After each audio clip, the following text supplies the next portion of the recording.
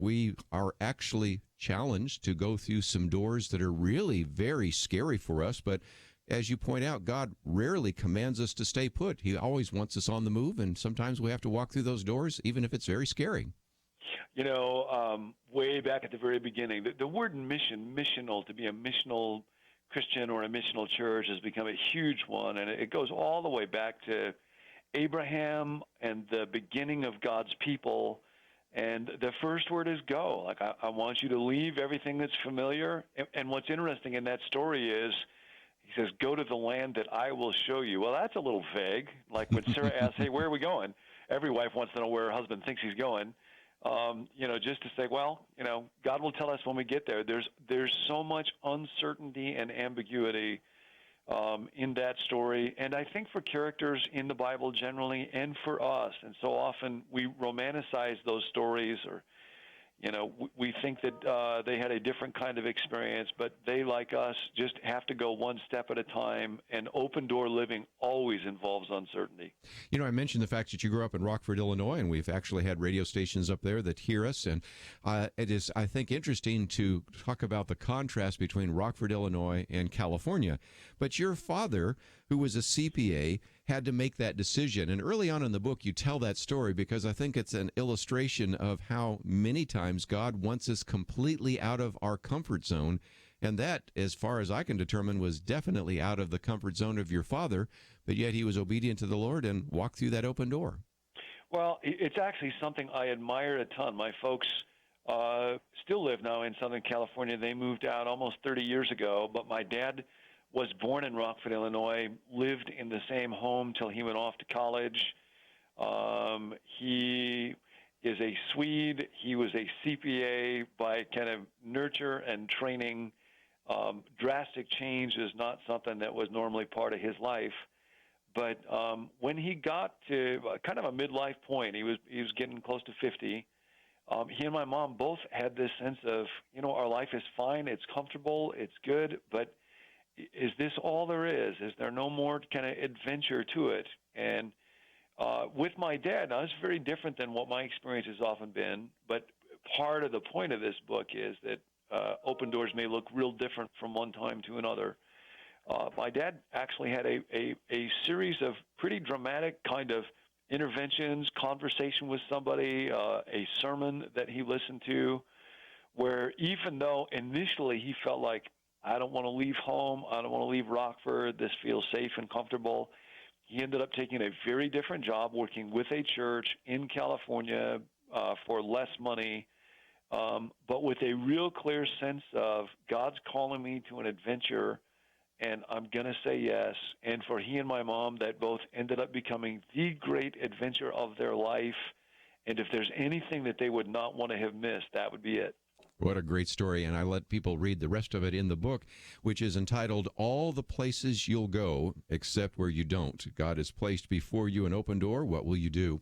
And we have a link to John Ortberg's website, johnortberg.com, and that's a place where you can order the book and find out a little bit more. But let's, if we can, maybe set the table and talk about the difference between open door people and closed door people, because that's so key to the rest of what we're going to be talking about.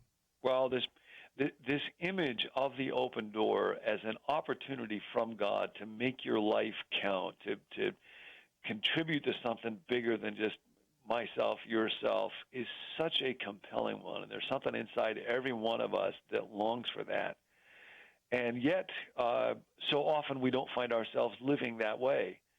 And there is, I get into that in the book, kind of a open door mindset and a closed door mindset. There's been very interesting research around how people, even children, respond to failure, and how when little kids take tests that are really difficult, for many of them it's kind of a traumatic experience and they feel badly and they're depressed by it.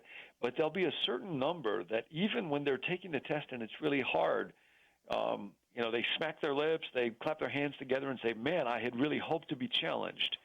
And at the core is kind of this difference, that some people look at the events of life as testing their basic competence, and that means that they're always at risk, and that failure would demonstrate that they're not competent or they're not able or they're not smart enough, And so they go into avoidance mode, and they tend to be closed-door people. They don't want to have to face the anxiety of an open door.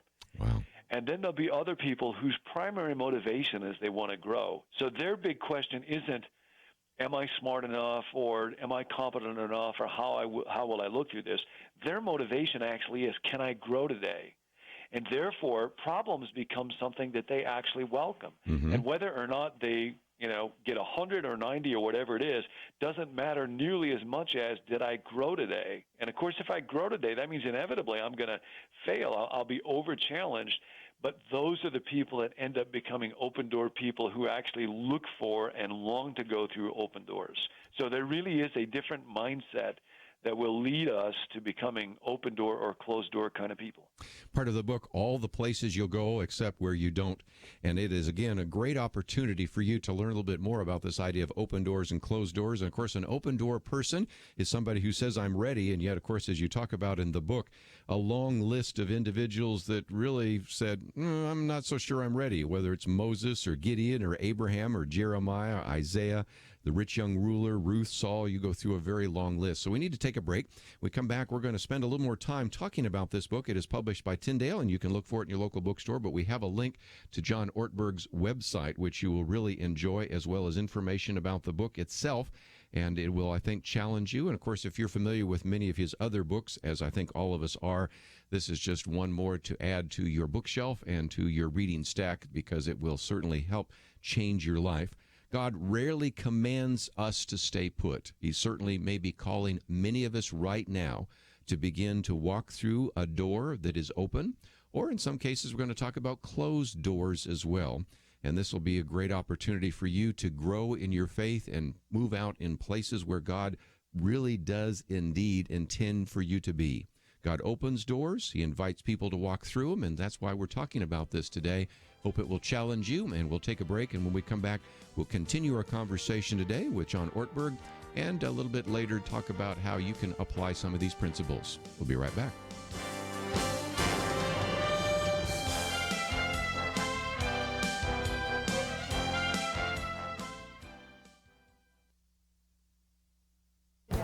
This is Viewpoints with Kerby Anderson. On more than one occasion, I've suggested that gay activists might be overplaying their hand and bring about a backlash. Madeline Kern seems to agree with that assessment as she writes about the overreach of LGBTQ activism. She begins by quoting from French philosopher Michel Foucault, who wrote in his book about the history of sexuality that homosexuals were beginning to define themselves by their desires. He wrote about when homosexual becomes a personage, a type of life, or a morphology. Today, we have a growing list of terms used to describe such personages. There is gay, lesbian, transgender, bisexual, asexual, demisexual, non-binary, polysexual, polyamorous, gender fluid, with a list that goes on and on and on. The point she's making is that all of this strikes young and old as troubling. The original assumption was that the younger generation would adopt these terms and willingly accept any of the ideas being promoted by the LGBTQ activists. That has not happened. The annual GLAAD Accelerating Acceptance Report shows a significant drop in the number of young people, 18 to 34-year-olds, that feel comfortable interacting with LGBTQ people. The percentage dropped from two-thirds in 2016 to half in 2017 to less than half in 2018. The attitudes and behaviors of many of these activists seem to be turning off a generation that originally supported many of their demands. You know, this activist overreach has a price. It will likely backfire at some point and is already meeting some resistance and reevaluation. This is what happens when any political or culture group overplays their hands. I'm Kerby Anderson, and that's my point of view. For a free copy of Kerby's booklet, A Biblical View on Socialism, go to viewpoints.info/socialism. That's viewpoints.info/socialism.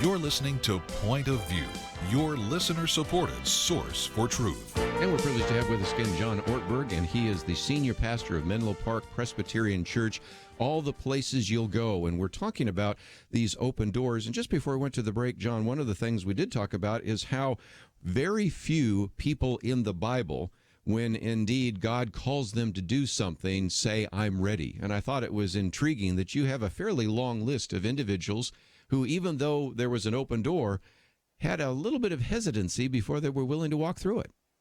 Yeah, I think readiness, feeling ready, is a highly overrated commodity.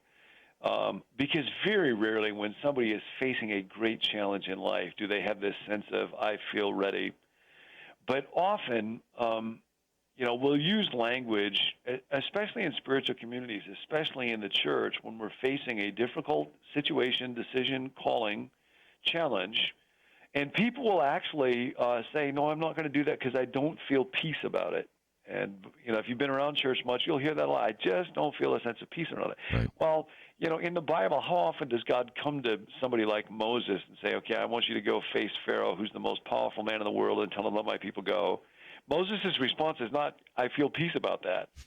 As a general rule, that sense of calling or challenge, an open door will actually create a little acceleration in the heart rate department and little, sweaty palm. And God's promise there isn't, this will be easy. When you think about it in the Bible, when does God ever come to somebody and say, now I have an easy task for you? And, of course, he never does. Generally, if he's going to interrupt somebody by giving a calling to them, it's going to be something that's going to stretch them beyond their own resources. And this promise isn't, this will be easy. His promise is, I will go with you. And so a sense of inadequacy, uncertainty, and fear almost inevitably is a part of that open door life. And what I'm actually called to do is to accept that and say, I will not make having comfortable feelings and a manageable lifestyle my ultimate goal for life. Wow. It seems to me that right now, as we're even talking about this, some people are saying, well, are there any benefits that come from having kind of an open door philosophy? And you talk about the fact that open door people are unhindered by uncertainty. Open door people are blessed to bless. Open door people resist and persist. Open door people have fewer regrets. Open door people learn about themselves. There are tremendous benefits to being willing to walk through the door that God has opened for you. There'll be so many folks who are listening to us, Kerby, right now, where they're at a crossroads of one sort or another. You're deciding what school to go to, or finishing school and deciding what occupation should I take, or should I go to a new place of work, or at a place where work is getting really painful and you're thinking about leaving that, or there's a relational decision to make, or you're facing retirement, or, we have these crossroad moments in our lives all the time. And for people who become open door people, where they're regularly looking for and seizing those kind of opportunities, there's a kind of before and after dynamic where beforehand what that means is a lot of times I'm going to experience, that sensation of, it's like when you jump into a pool of cold water. It's just actually getting up the nerve to take the plunge. And then once I'm in the water, it's like, God, I'm so glad I didn't miss this. And there's a whole field of research around regrets that's very interesting.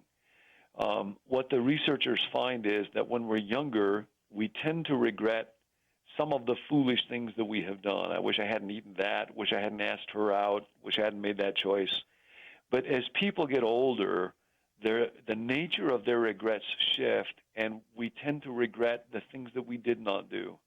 The risk that I didn't take, the generosity that I didn't express, the road that I did not go down, the challenge that I did not embrace, the difficult words that I did not say. As people move on in life, the biggest regrets are not, the things that we were afraid of when we were young. They were the things that we let fear keep us from doing. And so, in a way, part of what the book is about, part of an open door life, is really kind of regret prevention. I don't want to get to the end of my life and say, man, I missed the doors that God most would have wanted me to go through. You know, when you think about it, as you point out, there's a whole psychology today of regret. People have done that study, but many people that are familiar with social media probably seen the word YOLO, which stands for You Only Live Once. And I thought it was great that you brought that up. We're going to talk about another one in a minute, FOMO, but let's talk about YOLO for just a minute, because that can be misused. Certainly, you talk about that in the book, but it's also a reminder that you do only live once. And at the end of your life, if there's a series of regrets, you can't go back into a time machine and make the other choice that you needed to have made back then. That's exactly right. And, there is this eternal dimension to my being, and that always has to be before me. And so there's great peace and confidence in that, and that's a real important part of understanding my life and its time frame. Yeah. But at the same time, I have this life on earth, and I have no idea how long it will run, and you see biblical writings about that all the time. You know, human beings are like the grass. It's here today, it's gone tomorrow. Teach us to number our days so that we gain a heart of wisdom.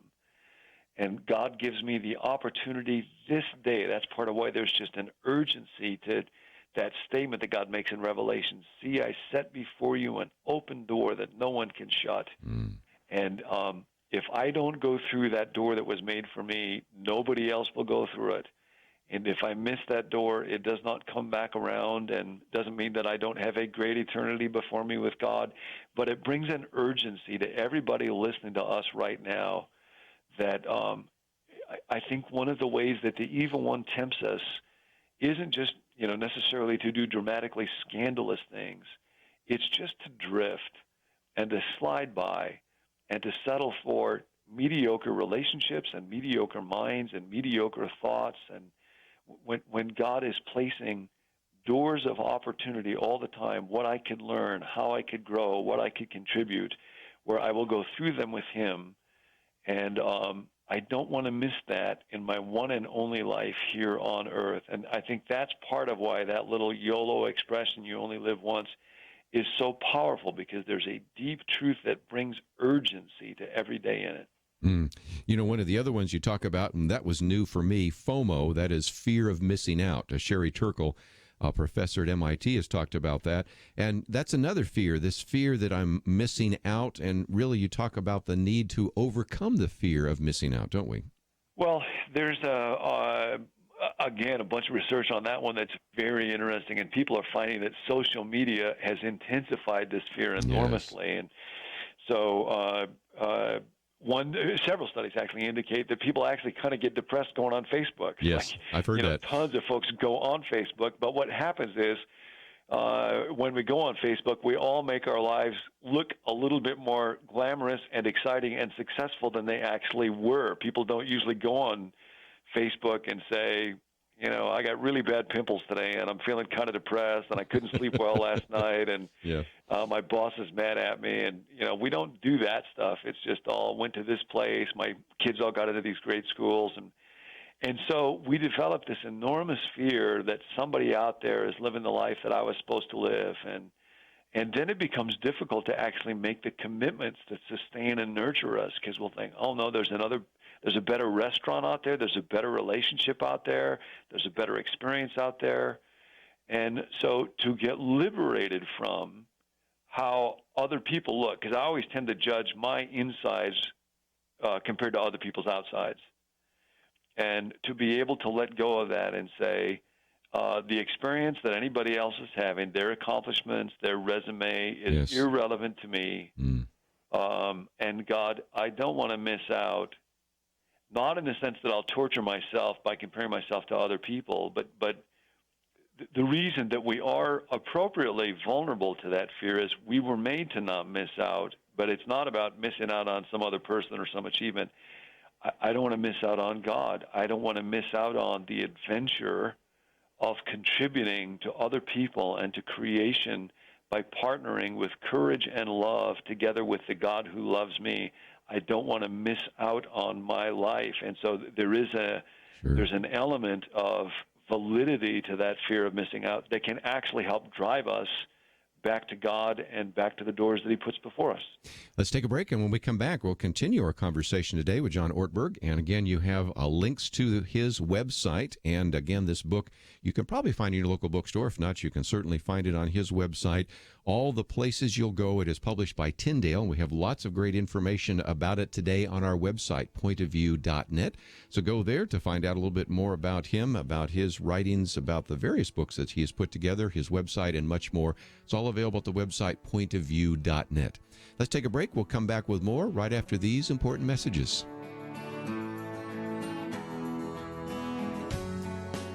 Why does Kerby Anderson do what he does? Because he believes in God's ability to use you to make a difference. There's a real need for us to articulate a responsible biblical perspective and to give people an understanding of what is happening in the world, and in addition to educating them, to then empower them to go out and make a difference for Christ. Together we can push back the growing darkness. It's not going to be easy, but by God's grace, it is happening one person, one community at a time. Join us in this mission. Become a monthly partner. $1 a day, $30 a month will make a huge difference. Or perhaps you can do $100 a month. We need partners of all sizes. We need you. Give today online at pointofview.net. At the top of the page, next to the Donate Now button, click on Become a Monthly Partner. Pointofview.net.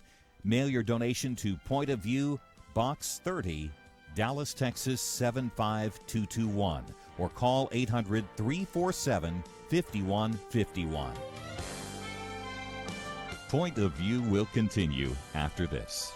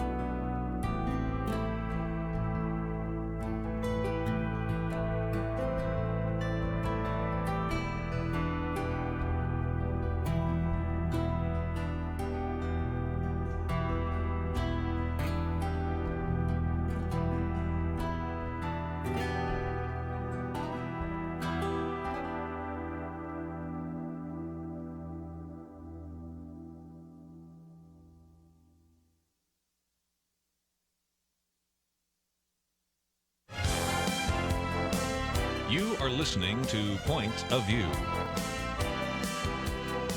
The opinions expressed on Point of View do not necessarily reflect the views of the management or staff of this station.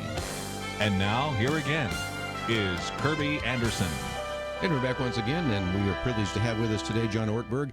The book is entitled All the Places You'll Go. It is published by Tyndale, and a little bit later we'll talk about some of the great resources you can find from him as well. But we were talking, John, about the difference between open-door people, closed-door people, some of the concerns, you only live once, and FOMO, the idea, the fear of missing out.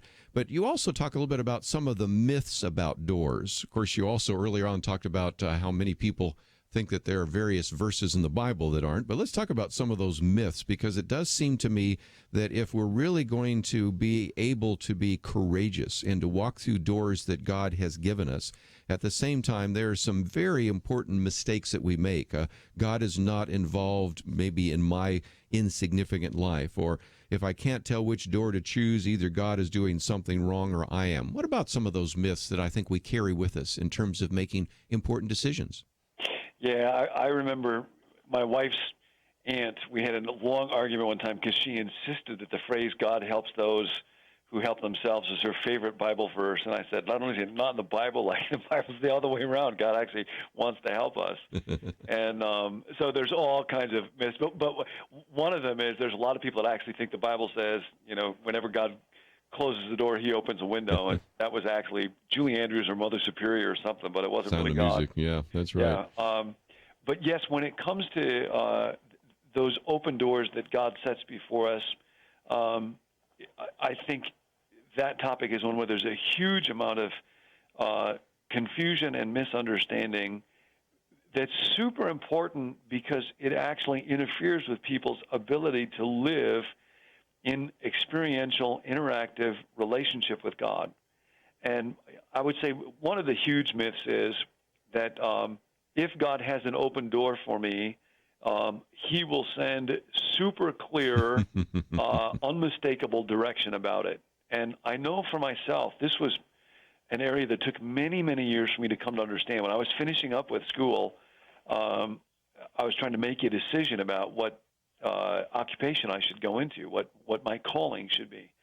And I can remember, Kerby, just having hours where I would pray and was frustrated, literally in tears, because I wasn't getting any direction from heaven. And I felt like either God's not doing his part or I'm doing something wrong. And like, yes. God, I don't care. I'll do whatever it is. Just send me a postcard and let me know. And it took me many, many years to understand that God's primary will for my life isn't what task I do, it's what person I become, that I become the right kind of person. That's his main will.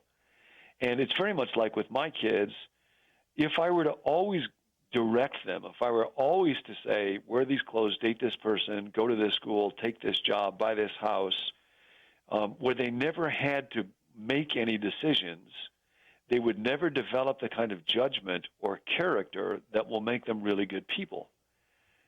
So if I really love my kids and my main will for them is to grow into excellent persons, then often my will for them in any given situation is, I want you to choose, because you'll grow more if you have to choose than if you don't.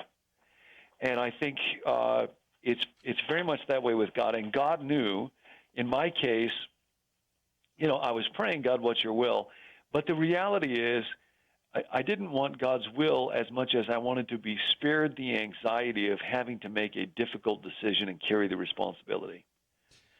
And God knew that I would grow more if I had to struggle with learning about myself and learning about these different fields and making a difficult decision and taking responsibility. I would grow more if I had to do that than if he sent me a postcard saying, go to the school and take this job. But it took me a long time to learn that. And for a long time, and it's part of why I wrote the book. I think a lot of people get frustrated because we have these myths that people who get a calling will have some kind of mystic, powerful, supernatural, special effects experience in which they're told what to do. Now, God does do that. God's capable of doing that, but I believe we shouldn't presume on it. And often God doesn't do that for real good reasons. So I have to let go of the myth that if there's an open door before me, God is obligated to send me a postcard from heaven or some unmistakable direction to get there. And then I have to let go of the myth that if God doesn't do that, I must be outside his will for my life, or I must not be praying rightly, or somehow I'm having a less spiritual experience than another person who is getting that kind of supernatural direction.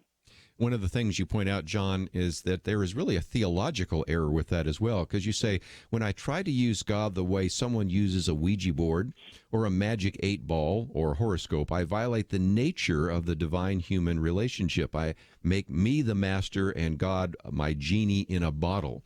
It does seem to me that there's a theological error, and I think just like you, I've found that most of the really significant decisions in my life did not have this clear direction. I remember giving a sermon years ago that God's door swings on small hinges. You think about somebody making some comment, I think you'd be good in radio. Have you ever thought about teaching at Dallas Seminary? Have you ever, those kinds of things that, never really crossed my mind, but somebody said it, but it wasn't this big, bold, this is what you need to do. It was beginning to develop another skill, another ability, go walking through a door that you felt really nervous about that began to be an answer. But if we treat this as something where God has to give an answer, and if he doesn't give an answer, then I must be out of his will, I think we're missing, as you said, the importance of using godly wisdom, what we have in God's Word and the Proverbs and other things, to make wise decisions about what God is going to do with our gifts and callings in life.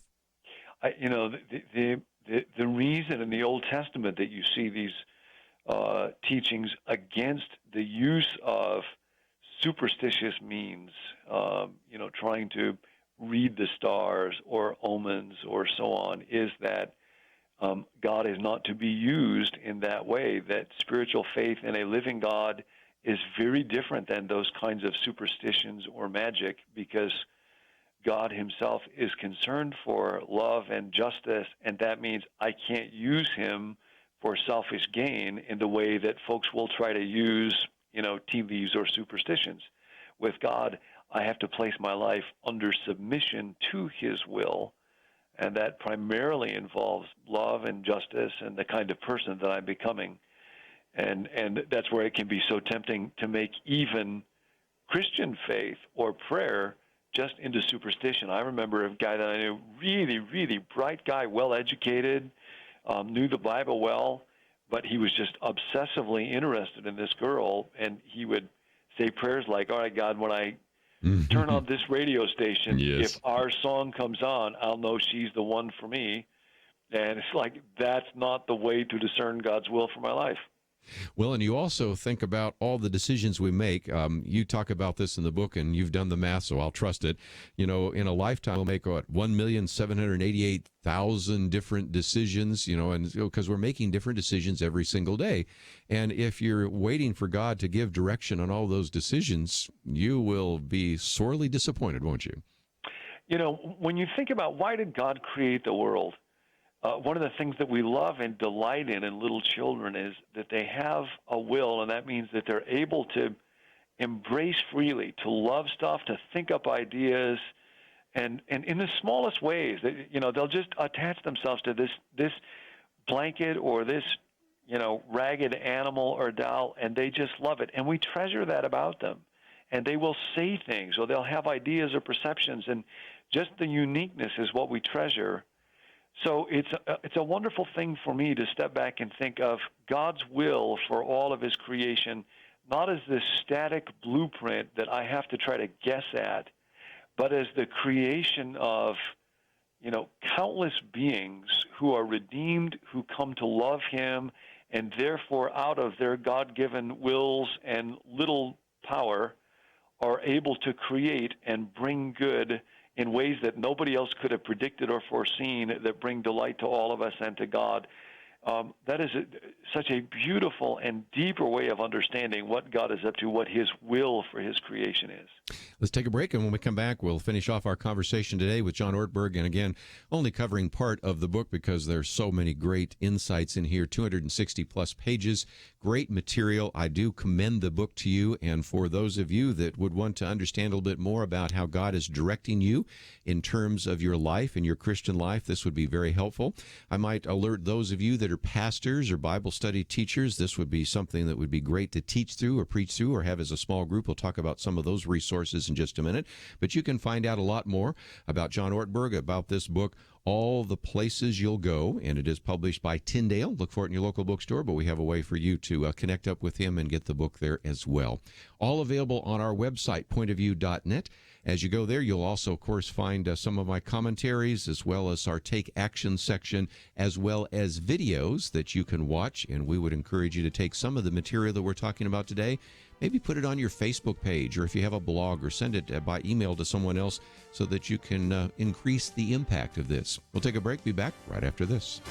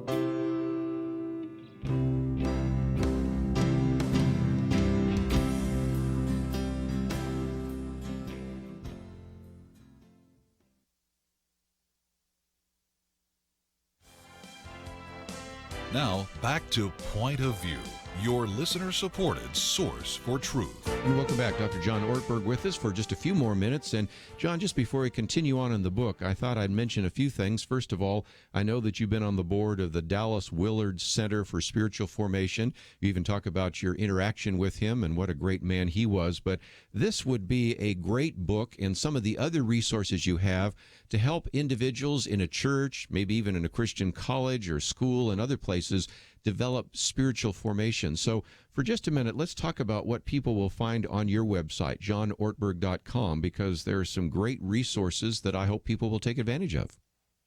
Well, thank you very much for asking. Yeah, Dallas Willard was a remarkable thinker, teacher, writer about God and faith and the nature of life and how it is that human beings are changed and where God fits into that. And those are the questions that to me have always seemed so important and have always been kind of at the center of what I'm trying to write about and think about and help people with. So, yeah, as folks go there, those kind of resources to help people think through, how do I change? Why is change often so hard? How is God a part of that? What are ways that I can pursue that? How do I pursue spiritual life so that it's not this list of obligations, not a to-do list, not legalistically pursued, but flows out of a vision for life with God in his kingdom? And then I actually discover practices and experiences and relationships that become means of grace, that become like little conduits that can help me plug into that power, into that kingdom. That's what I really try to write about and make available to folks. Well, again, you've got resources, a blog, a media, much other resources that are available. So certainly do commend that to everyone, and we have that link on our website. Before we run out of time, I thought we might talk a little bit about what Open Doors can teach you about you, because as we've talked about, there's some tremendous benefits that come from being an open door kind of person, but also it helps us understand who we are a lot better, does it not? Yeah, self-awareness is so critical, and you see this, way back in the Old Testament. Search me, O God, and know my heart. And when Paul says to the Church of Rome, have a sober estimate of yourself. And what I love about this topic, and part of why I wanted to write the book, is it's just so applicable at key moments in our lives. And a lot of folks that are listening, if you're finishing school and trying to figure out what's next for you, or you're at a relational crossroads, or you feel kind of stuck and stagnant, you're wondering what to do next with your life, at all of those primary choice points in our lives, instead of having my primary focus on externally trying to, get some kind of tea leaf reading, very often what God wants for us is what James says: if any of you lack wisdom, let him ask of God, who gives to everybody generously. So the place to start is just with wisdom. And that means looking at, how did God make me? And what strengths did God give me? What passions resonate deep within me? What weaknesses and limitations do I have? What kind of feedback do I get from other people about, nope, you don't do this well, John, so I wouldn't waste a lot of time here, or, yep, you're effective when you do this. And, my hope is that through this book, which often folks can do individually, but especially doing together in groups where we can help each other get clarity around this. And then for whole churches, if anybody's pastor of a church listening, to think about, initially that passage in Revelation I've set before you, an open door, that's not addressed to an individual. That's addressed to churches. So churches need open doors. Churches need to pursue what's the open door that God has given us to our community and to our world, and to go on that adventure together as a whole group, or even better yet, together as a whole church. I think it's fabulous. And I might just mention that you do have a chapter here, Thank God for Closed Doors. Some of us love baseball, and you talk about the fact that baseball executives say that some of the greatest trades are the ones never made. And so sometimes those closed doors are important, and sometimes God does keep us from going one place or another. And, of course, even the Apostle Paul dealt with closed doors, did he not? It's quite amazing, actually, Paul's ability to accept closed doors. And even, like, there's a time when he's in jail in Philippi, and there's this earthquake, and so it seems like the door opens for him to be able to go. But he recognizes he can do more good if he doesn't go through that door, which, personally would have to be so tempting. He can do more good for God if he doesn't go through it than he does. Yes. And, I think that closed doors, this relationship didn't work out. I did not get this job. This opportunity did not go forward. God is every bit as involved in those as he is in open doors. And what I can learn as I come to grips with that, as I discovered why did that door stay closed, as I learn how do I accept that without becoming a martyr or think now I'm on God's plan B, closed doors are a huge part of our lives and our spiritual lives and our learning. You know, and we learn quite a bit from just the accountability that God gives to us through other individuals. Late in the book, I remember you said, what would I do right now if my friend Dallas Willard were standing in line with me?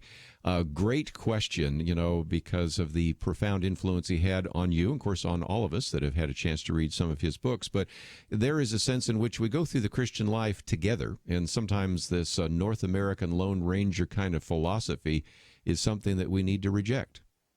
Well, and, you know, we live in a time that just increasingly places so much weight on the self and just on me as an individual, and commitment is very hard for us because we just want to maximize freedom and independence. And I do think it's very significant that that offer of God's open door initially is placed before a group of people who are all committed to each other. Yes. And a lot of the open doors in our lives are relational open doors.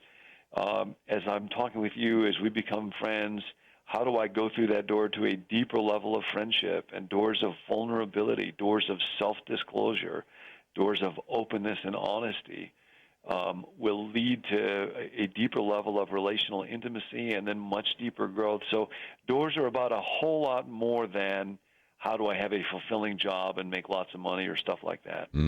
Dr. John Ortberg, first of all, thank you for your other books, but thank you for this book, and thank you for giving us some time today here on Point of View. It has been wonderful, and I certainly do commend the book to our listeners who are always trying to figure out what God might do in their lives. I think this will help you understand what it is to be an open-door person, and I thank you for writing about it, and thank you for joining us today here on Point of View. Kerby, that's super kind and gracious. Thank you very much. Well, I hope you enjoy that interview. Let's take a break. But just before we do so, let me mention some of the resources we always make available here at Point of View.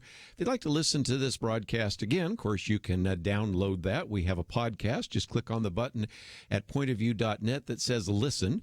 Or perhaps you'd like to watch it. Of course, we also make that available as well. And so there's some great resources so that you can find out more about John Ortberg and some of the work that he is doing. And, of course, we have lots of information that we are making available on our website. Let me just mention, for example, that my Viewpoints commentary is up today. And if you have not taken the time to sign up for that, we certainly encourage you to do so. You receive my commentary in your inbox Monday through Friday, and Penna Dexter's, which comes out once a week on Saturday. So if you haven't taken the time to sign up for that, please do so. It is very simple to do, and that's one of the resources we want to make available to you, because lots of times I put some of the facts and figures of things we've discussed here on Point of View, or sometimes focus on some other issues that we have not discussed on the program. So it is available to you at the website pointofview.net. Let me also mention, as we're coming to a break here, that we are listener-supported. We don't talk about that too often, but if you can help us out financially, we would greatly appreciate that. We have a Donate Now button, but we also have an opportunity for you to join the Truth Team, and for as little as $1 a day, $30 a month, you can support this ministry as well. Do you need to take a break? And when we come back, we'll continue our conversation. But again, take the time as we're going to a break to visit the website, pointofview.net. We'll be right back.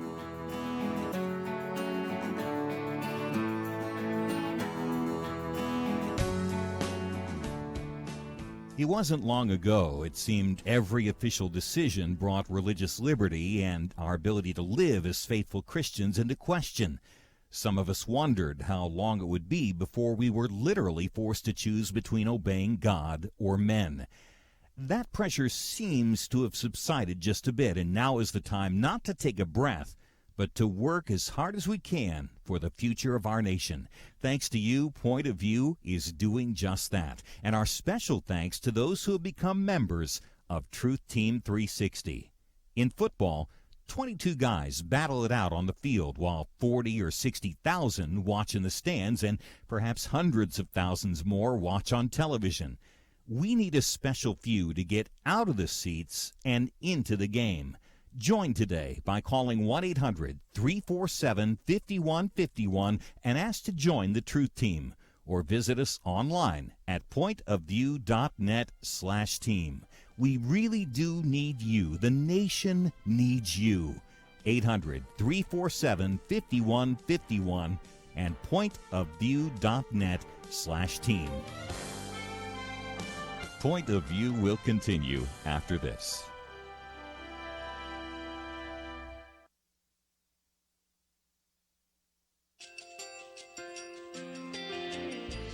I just want to thank you so much for all the wonderful programming you have. You're just absolutely fantastic. I recently started listening to Point of View, and I really found it interesting because of the different subjects you cover. Thank you for that. I really appreciate everything that you do in keeping us informed. Thank you, Kerby, for everything that you have been doing. I appreciate all the work that you're doing, advocating for the Word of God. Thank you so much. Point of View, I think, is absolutely necessary because it's a Christian perspective, a biblical worldview perspective, and receive very current, up-to-date information about what is really going on, week to week in our culture, which is changing so rapidly, and yet it's morally sliding backwards. Yeah, I'm just, first of all, I thank you guys. Y'all's program is wonderful, and enjoy it every day. I learn so much every time I listen to it. Point of View Radio Talk Show.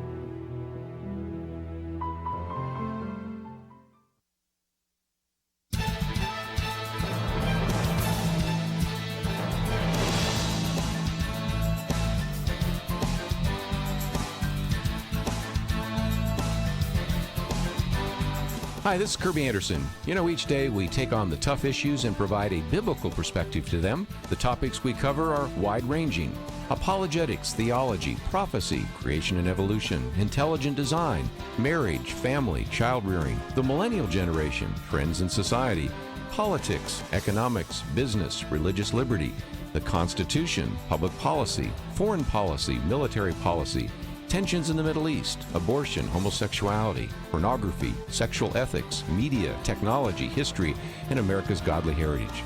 We talk about anything that affects your faith, your family, or your freedom. So don't go anywhere, because Point of View starts right now.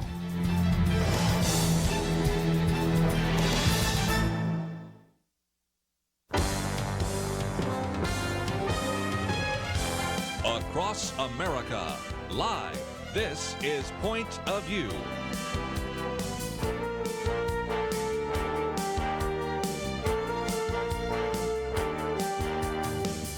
And now, Kerby Anderson. Thank you for joining me today here on Point of View. We have an opportunity to talk about a new book, but we have in studio with us today Mary DeMuth. She has been on the program with us many times before.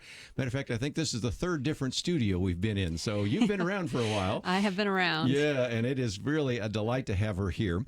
You have heard her many times before telling her own story, and we'll probably talk about that a little bit today. Also a former church planter, but also an individual who's been a real mentor over the years to various people writing, and actually is a blogger and has spoken at many Christian writer conferences. So it's just a great opportunity to have you once again in studio. So what do you think of this new studio? I like it. It's cool. Good job. You remember the old one, so you know, I do. This is great. This is called an upgrade. Yeah, so we'll leave nice. it at that. The book is entitled "The Day I Met Jesus: The Revealing Diaries of 5 Women from the Gospels," and it is written by Frank Viola as well as Mary DeMuth. And I love what he said at the opening of the book, and that is, when I released my first work of biblical narrative, and many of you are perhaps familiar with that book, God's Favorite Place on Earth, which told the story of Jesus and his frequent visits to the little village of Bethany as told through the eyes of Lazarus. Then as he wrote it, he really had a plan to have another one talking about the story of 5 specific women. He said, "I didn't feel comfortable writing from the viewpoint of a woman, so I asked the most gifted Christian fiction writer of our time, Mary DeMuth, to co-author the book." You can't do much better than that when Frank tells you that you are the most gifted fiction writer of our time, and I would second that, by the way. Well, thank you. That's humbling and exciting, so that's good. 16 books, I think, the last time I counted. 30. Yeah, see, it says 16 I know. here. So, my press release is wrong. I need to it fix is- that. I I'm was up to, gonna say- this is number 30. Is that not the craziest because I thing? knew 16. I can count 16 just that I own, you know, and I know there are a lot of books that you've written that I don't own. So 30 books. So you certainly bring a lot to the table. But let's talk about this for a minute, because in some respects, what he does is give commentary after you write very eloquently about these women. And we're going to talk about the women that you might imagine that were actually involved in Jesus in one way or another. This is the woman caught in adultery we see in the Gospel of John, the prostitute who loved him, of course, the Samaritan woman, which we see in the early part of the Gospel of John, the woman with the flow of blood, and of course, Mary and Martha, I should say. So, but first of all, you had to really get into their experience. And in one sense, you've had experiences that have made you maybe downtrodden or feeling broken. But in the other sense, you had to put this in the first century. And I was very impressed with the research that must have gone in. Can you share that with us for a few minutes? Yeah, definitely. I had to do a lot of research on the first century and what's surrounding that. And I did a lot of even research just on women and the role of women just in society, not necessarily in the church, because the church hadn't happened yet when these women encountered Jesus. And then there was just a lot of gratefulness that came of knowing that my own story helped me to stick my feet into the sandals of these women. So a lot of the research was my own just imagining of what life must have been like, or what it must have been like to put myself in their situation, and to taste, and you know, as a fiction author, to taste and to see and to smell all of the things that they would have seen. And then the joy of thinking, okay, what could their backstory be? And I obviously, since I am totally in love with the Bible, I am not saying that these are 100% accurate, because they cannot be. These are an imagining of what these women went through. So you're meeting Jesus through their eyes. And when we get to the biblical narrative of it, it is completely ripped from the headlines of Scripture. But Yes. Before that, it's an imagination exercise. Well, and to use two of the women that you talk about out of the Gospel of John, you have the woman caught in adultery, and everybody thinks she was floozy and all that kind of thing, and there are other words we can use, but I can't use those on national radio. But you know what I'm getting at. Yeah. And you gave us another perspective on that.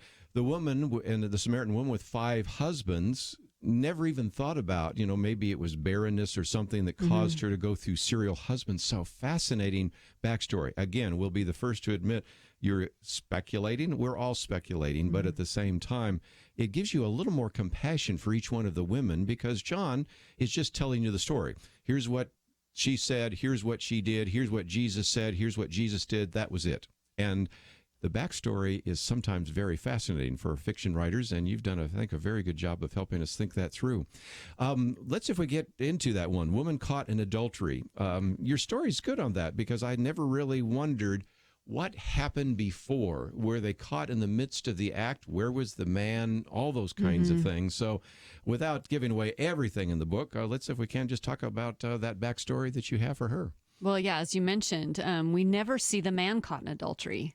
And wouldn't that have been an interesting story if the two of them were standing there? Yes. So you have this woman, and the implication, and scholars believe that there's some sort of setup, that they were using this woman that they caught to test Jesus in something.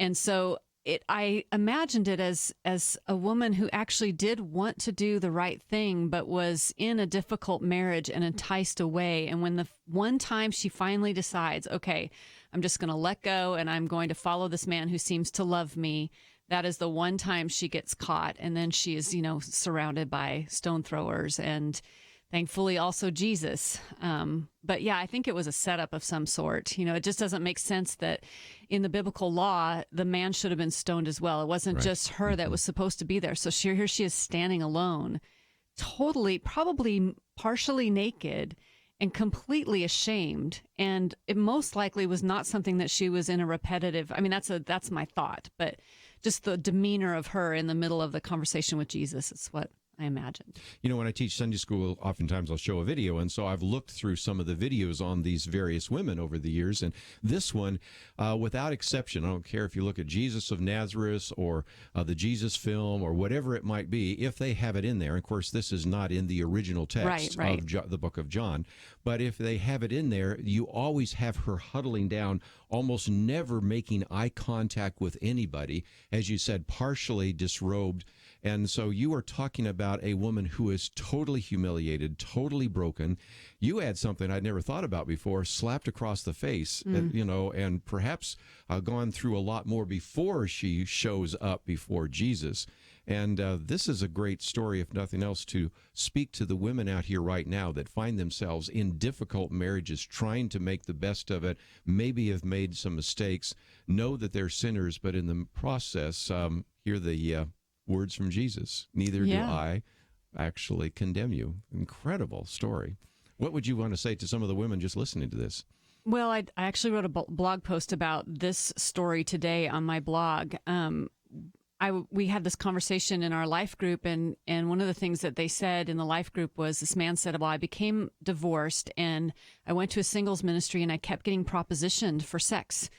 And we were all like, what? And so there's that dual part of this interaction with Jesus. Yes, all the grace and the beauty and the mercy. I do not condemn you. Everyone's walking away. He's the only one that could throw the stone. And then he says, go and sin no more. And so it's a duality there. It's not just all the grace. It's also the responsibility of once you've received that beautiful grace, then you don't go hooking up anymore. You love Jesus so much that you can't even think about that. That's really well said. Again, this is part of the book that we're talking about today, The Day I Met Jesus. We also have a link to marydemuth.com, so you can read the blog there. I would encourage you to sign up for that, and you can follow her on Facebook and Twitter and Instagram and all that. We have those links all available. But we need to take a break. We're going to talk about a few more of the women from the Gospels right after this.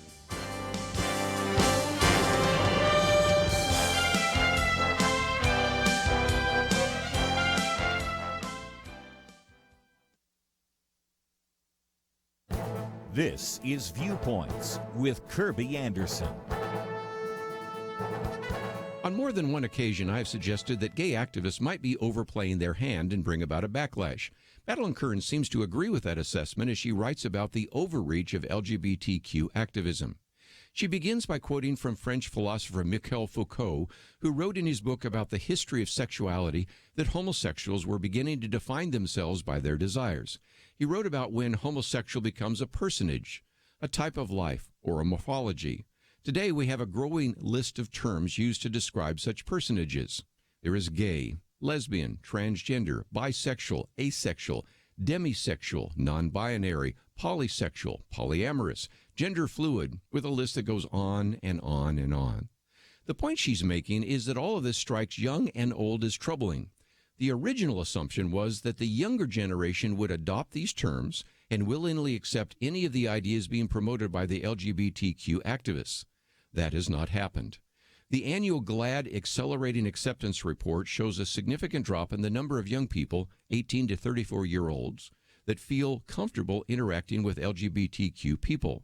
The percentage dropped from two-thirds in 2016 to half in 2017 to less than half in 2018.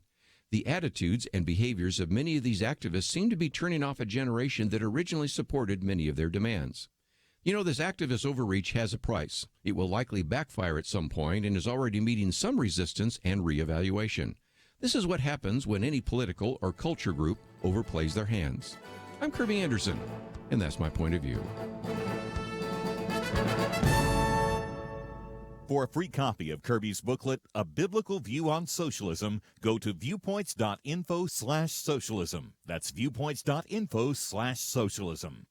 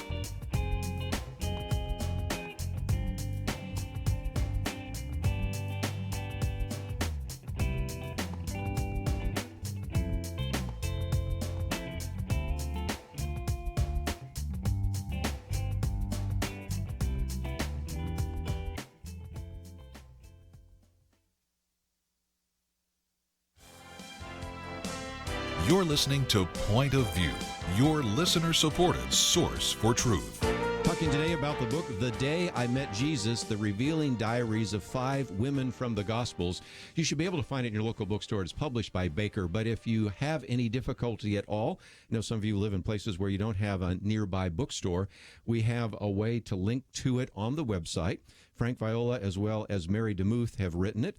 And Mary, while we finished maybe talking a little bit about the woman caught in adultery, what you do is provide an outstanding narrative, gripping. I mean, it really is a page turner. But then we go to the actual text, and then Frank does a very good job of walking it out, and he talks about what that means and how that can really begin to influence us.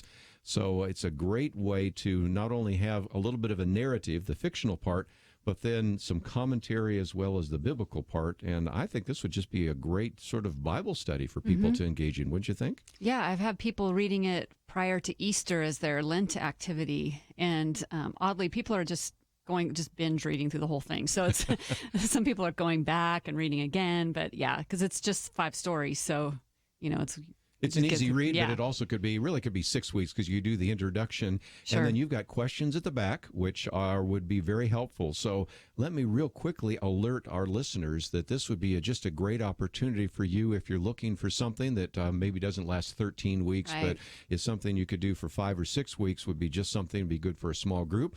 Pastors, I would recommend if you're going to preach on any of these topics, you would really benefit from this. So again, it is published by Baker, and you look for it in your local bookstore. If not, we have a link there. And of course, we also have a link to marydemuth.com.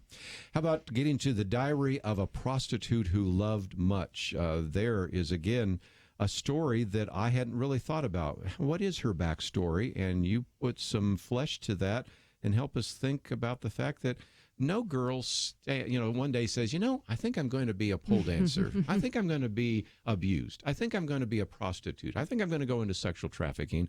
And you give us a backstory for her, which I think is, again, very helpful. It feels very modern in a way, her story, because it's the story of so many that are sex trafficked today, and the story of many women who are on the streets.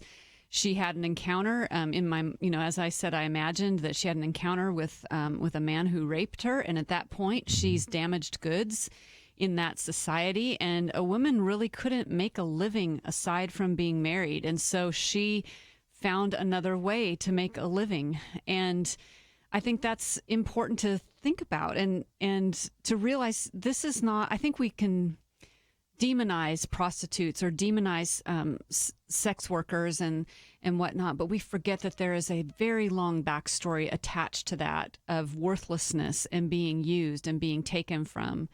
And so that's kind of the preamble to that story and why I kind of took it that way, because it made sense to me. It was a good setup for something we did earlier in the week, because we interviewed an individual that had been raped as a child, then began to think maybe there's a better way to put myself through college, because my friend is a pole dancer and just undressing herself in front of others and making thousands of dollars that would take me months to make, and she's making that every night. And then gets involved with a boyfriend that she thinks loves him, but turns out to be a pimp, takes her to Las Vegas, and the whole story, on and on and on. And, of course, her story's today, and I am second. But it was so fun to read your story just after hearing her story here on Point of View just a day or two ago, and realizing that's how women oftentimes end up in that situation. Talk about that, too, because anybody that has read anything by Mary DeMuth, especially some of your fiction novels as well as your nonfiction story, recognizes that you struggled with that, and you really have a heart for, and I think a tremendous ministry to women listening right now that might say, I've been there as well. Yeah, I mean, it's rampant. It's getting worse, and with the proliferation of pornography on the internet, and with people just seeming to get away with things, with the church not reacting well and not being a safe place, it's a difficult issue. And yes, that's my story as well. And I'm just grateful that I met Jesus at 15, because I'm sure I absolutely could have gone down some very destructive paths, and the temptation would have been great to do that. But I guess what I want to say is there is hope, because this woman is praised by Jesus. And what I've been coming back to lately in interviews has been this idea of what she pours upon him is her wages for prostitution. Yes. And here she's in this kind of uninvited space, and here are these upright folks who supposedly, are making money the right way and are having the nice house and the nice banquet. And Jesus accepts her, and he disses the others. Yes. And so really there's hope. And I think that's the cool thing, is that when we are desperate, I think that's what God really wants from us. He says he chose the foolish things of the world to shame the wise. He chose her. And she was the approved one versus the ones that looked approved. Yeah, and Frank talks about it being a collision of two classes, because think about this, the high and mighty upright Pharisees, and yet here she comes and breaks that alabaster jar of perfume, which is, again, the wages. Where did that money come from? Right. From the sex trafficking or prostitution, whatever phrase you want to use. She's weeping. I mean, talk about a broken woman. She's weeping enough that her tears, as they're dripping on his feet, are enough for her to wipe them. And so you begin to see that. And then, of course, he tells the story. People can go to Luke chapter 7, in which then he begins to explain, well, who had the debt? Two people owed money. One owed him 500 denarii, the other 50. Neither of them had money to pay back, so he forgave the debts of both. Now, which of them will love him more? Well, Simon at least gets that one right. I suppose the one who had the bigger debt is forgiven. And, of course, she's obviously the illustration there. So it's just a powerful story. But again, it reminds us of the need to make sure we're not Pharisees, or that we are not shocked by this collision of two classes. So for just a minute, if you might speak to pastors, because I've heard this many times from women I've talked to, that when they, for the first time, revealed to their parent, or in some cases the pastor, about what happened to them, the reaction is, oh, that couldn't have happened, or that didn't happen. And that's, I think, something we've got to change real quickly in the pastoral community, right? Yes, I think we always need to err on the side of belief when a victim dares to share something. And sure, there's some out there that would make up stories, but the vast majority, it is excruciating to tell. And so simply asking questions and listening is the best thing that you can do, and having empathy and saying, gosh, I'm really sorry that happened to you. That is just not good. But yeah, I think we need to develop empathy. I also kind of wonder maybe if Jesus was playing a little bit with this 500 and this 50, maybe he was really referring to Simon as the 500 and she with the 50, because she already knew her need. And the text suggests that she met Jesus prior to this, because this was an act of devotion. After something had happened. And so she was this was her response to Jesus. His response was to throw a banquet with important people. Her response is just to lay herself out and unbind her hair, which was like going topless. I mean, it was a very out there thing that people would be like, oh my gosh, not cool. But she didn't care. She didn't care about what was cool. She just cared about adoring Jesus. And that's what I love about the story. Like you said, there is some evidence, obviously, that they had met before. There was a mistake that was made during the Middle Ages where they thought, because you read one passage about Mary Magdalene, you read about that, they thought those were the same women. They are not. I think there's good reason to argue against that. But nevertheless, they had some kind of communication, and she already was convicted of her own sin and already devoted to Jesus. And here Simon is kind of watching this. And of course, the Pharisees have their stiff necks, and it's kind of an interesting story, which again is extremely well written by Mary DeMuth. So let me encourage you to find out a little bit more. The book is entitled The Day I Met Jesus, The Revealing Diaries of 5 Women from the Gospels. Frank Viola as well as Mary DeMuth are the authors of that book. And if you click on the See More section here, you'll see a couple of things. First of all, we have the link to marydemuth.com. And you have the blog there in case you want to follow her, speaking engagements, the store, because as we mentioned, this is one of 30 books that she has written. So if you are looking for many of her other books, I would really recommend that you do so.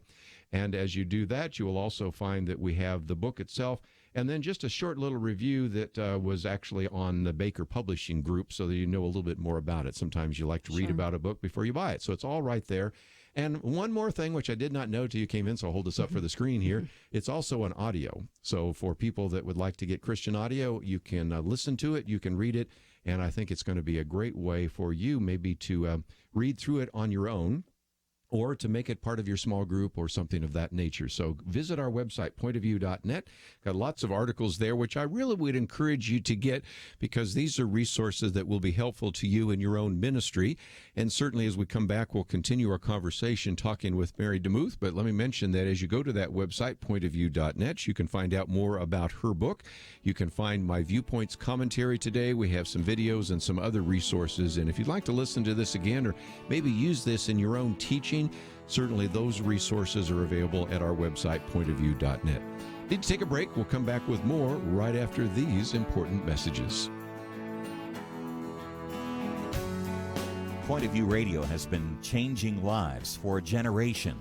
Listeners have been inspired to apply themselves in all kinds of ways, to stand up as lawyers defending the Constitution and freedom, to start Christian schools, training up a new generation, to launch ministries on college campuses, even to run for and serve in Congress. So again, what are you doing to make a positive change? One way to start today is to join the Truth Team, Truth Team 360, and help us change lives. Our nation needs a truth team very badly. Support Point of View Radio today at pointofview.net. Set up your monthly gift by clicking the Truth Team 360 picture and then carefully follow the directions. Pointofview.net.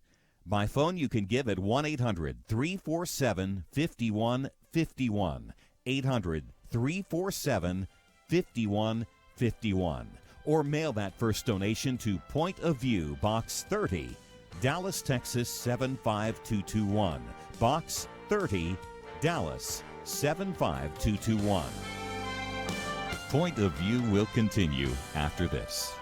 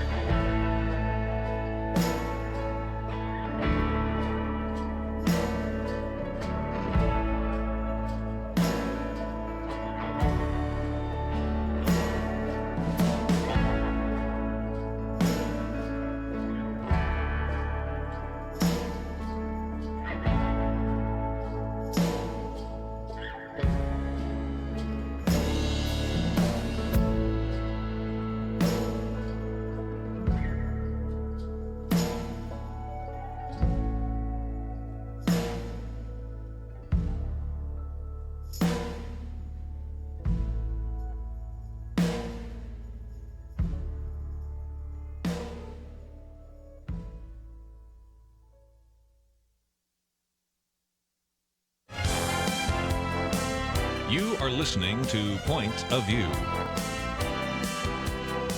The opinions expressed on Point of View do not necessarily reflect the views of the management or staff of this station. And now, here again is Kerby Anderson. Continue our conversation today. If you'd like to join us, 1-800-351-1212. Mary DeMuth in studio with us today, and the co-author of the book, The Day I Met Jesus, The Revealing Diaries of 5 Women from the Gospels. And perhaps you have dealt with some of these discouragements and brokenness and all the things that we're talking about today. Love to hear your story as well. And Mary DeMuth has certainly written on those subjects. And before we're finished, I'll talk about some of those books because I think it would be helpful. But let's keep the train moving down the road here. And we have the Samaritan woman, and that's where you change my mind completely, because when you hear of Jesus talking to the Samaritan woman about 5 Samaritan husbands, you think, Well, she was just, going through serial marriage, divorce. But you added an element that just made me have even more sympathy for her, and that is perhaps it was barrenness that caused the first two husbands to throw her out. Then you had kind of some serial marriages, and then you have one that maybe loved her and died. And I hope I'm not giving away story, No, that's good. But I just thought it was so powerful because you have an incredible more amount of empathy for her situation, and you can see the brokenness in her life even as she's interacting with Jesus on that. Yes, and I had a really great conversation with Dr. Sandra Glahn. She's a professor at DTS, and she kind of put that little idea in my head, and I thought, it really does make sense because barrenness was a reason to divorce back then. If you couldn't produce an heir, it was a big problem. And so you have this idea of maybe that she struggled with infertility, which so many people today even struggle with. So I loved that idea. Plus, when you see her interact with Jesus, there's never any mention of children. He doesn't mention that she has children, and she doesn't, when she goes back to her village, there's no mention. And so I'm pretty sure that that's what went on back then. Well, and great that Sandra suggested that, because if I can give her a little shout out, I think she's written some of the best books on infertility, having gone through it herself, and written on that. Very, very good set of books for people that might be interested in that as well. So then in the midst of this, Jesus, confronts her with that. You don't have a husband, for you've had 5 husbands. And she immediately kind of backs off and says, you must be a prophet. Now, I've seen, again, I've talked about the way videos are done. I've seen one video where there's a surprise and she's intrigued. There's another that's kind of like, you think you're a prophet, So it's hard to figure out since we don't have the inflection. Sure. But nevertheless, he begins by getting her attention by talking about physical water than spiritual water. But very soon, she seems to understand that he is the Messiah, and then she races back to tell others about that. And I think that's kind of an intriguing part as well, because she probably came to the well at this time because she did not want to be around others. Don't you think that makes sense? Because she was an outcast in that regard. Right. And that's the thing that Jesus lately has been pointing, kind of bothering me about is I was thinking about this as an author who tries to build her platform and whatever. I was thinking, what if Jesus in the New Testament time had a consultant? And the consultant said, okay, Jesus, you really need to have a better platform. So you need to go spend some more time in the Sanhedrin. You need to be in the temple more. You need to be where there's important crowds of people, and you need to be always in these places. And yet Jesus never did that. He always defied expectations. I mean, he did it once in a while, but it wasn't like, oh, I'm always trying to garner more. He's always like, be quiet, don't tell anyone. And he goes off alone several times. And so what that shows to me is that Jesus chases the outcasts. He goes to places where you would not expect. And so as an author and a speaker, I've been asking him lately to send me to small platforms, to send me to the outcast, to send me to the people like this woman who was deeply sad, and life had dealt her some major blows. And yet what I love about this interaction is this is the longest recorded conversation in Scripture of Jesus with anybody. Yes. And here she is, a Samaritan, which is hated by the Jews, a woman, and a woman with a past. And he reveals very important theological truth that he has never revealed to anybody else. He says, I'm the one sitting next to you, am he. I am the Messiah. He reveals it to her. And then she, takes off running. She leaves her water jug. She goes there for water. She returns with living water, brings it back to her town, and then starts ushering in the kingdom of God, which was always beyond the Jewish realm, but the Jewish people were not seeing it at the time. So she's this first missionary evangelist, and she's this girl with a past. It just is amazing because, again, back to Samaria, they would go out of their way. Sometimes or they would circumvent it. They would take another extra day, sometimes extra 2 days if they were slow walkers, if you will, to go around there. She's talking to him. She also is talking about their mountain because they have a different mountain that they worship on. So, again, the consultant could have said, there is no value in going to Samaria. There's no value there. They have bad theology because they worship at the wrong mountain. They're half-breeds, is another in their phrase minds, they yes, could have. yep. I mean, you can see how the consultants would say, this is the worst thing you can do, quote, Jesus for your platform, but that's Right. where we see Jesus. I love your idea of the platform. I never thought about that before, but he did, again, really defies expectations, and we learn a great deal about that. And I might just mention that, again, Frank does a very good job of explaining some of that, the tale of the two mountains, the transformation. And if this is maybe unfamiliar territory, if you want to do a Bible study on that or preaching, there's a lot of great material in this book. But I'm going to keep it going a little bit longer, because now we come to another woman, a woman with a flow of blood. Now, this time you have to get into the physical brokenness. There may have been emotional, certainly, too, but here, just this inability to get well, to be whole, and the desperation on her part to then reach out and grab his garment. And then when he recognizes that, to wonder, am I now going to be in real trouble? But continue the story, because, again, you help us understand what it must have been like for this woman who suffered 12 years from a hemorrhage. Yeah. And, you know, I think about today's world, and I think of people who suffer years and years with depression or fibromyalgia or something that is just a chronic condition. I think many people can relate to this. And then the fact that all of us are getting older, so we're all going to be infirm in some way or another. And yet here's this woman, and also, you know, as you know, she would have been unclean for 12 years. So she couldn't really interact with people. No social interaction. So no hugging, no nothing. And that, I think, would be even worse, because you can't heal, you're sick, you could barely walk because you're bleeding all the time. And the fact that she decides in her desperation to chase after Jesus, and her chasing probably looked like crawling. She had no more strength left. He was her last hope.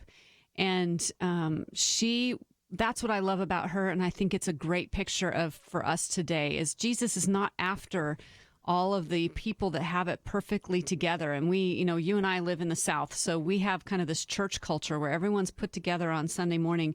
That's not what Jesus is after. He's not after that. He wants our heart. And here's this desperate heart running after and touching and making Jesus unclean, which is crazy to think about. You know, here's cleanliness. You know, Jesus is the most clean person ever, and she ceremonially makes him unclean, and he never addresses it. He doesn't say, "Oh, no, you just messed me up. Now I got to go wash." You know, he didn't. He just pulls her out and dignifies her and listens to her story and lets her go, and she's healed.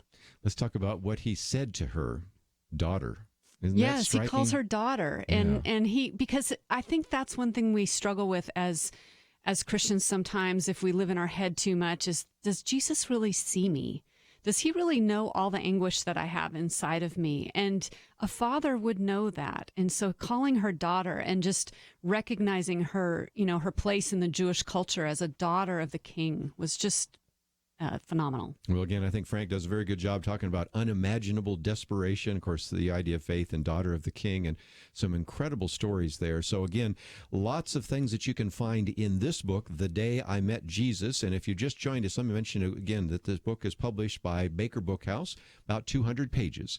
In addition to the 5 stories, you have some opening and closing material. So I think you could make this a 5-week, 6-week, you could even stretch it to 7 weeks. I know how I could do it easily. And then you got questions in the back. So for those of you that are saying this might be something we'd like to start a Bible study on, or maybe those of you that are doing a Bible teaching, maybe you lead a Bible fellowship, maybe you're a pastor, I certainly do commend the book to you. It is published by Baker Books. Look for it in your local bookstore, and we do have links on our website, pointofview.net.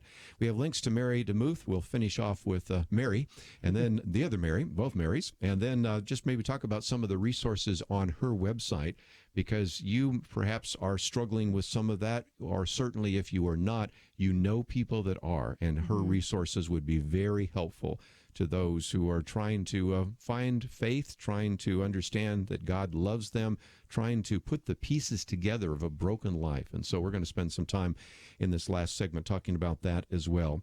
Again, the book is published by Baker Bookhouse. Look for it in your local bookstore. And when we come back, we'll finish off our story and also encourage you to find out a little bit more about some of those resources. Let's take a break. We'll be back right after these important messages.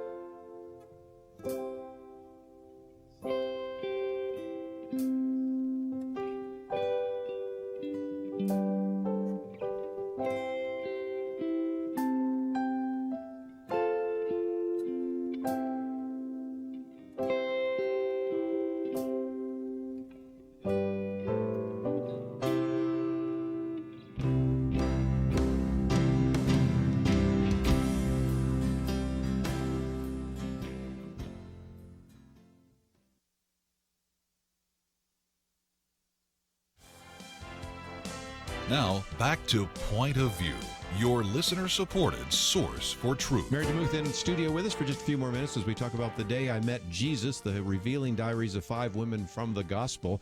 Thought we'd finish off with Mary for Mary, but this is an important one too because you call it the diary of the woman whom Jesus loved. And I hadn't really thought about it till I read your piece there, that she has received criticism from her sister. She's received criticism from others around.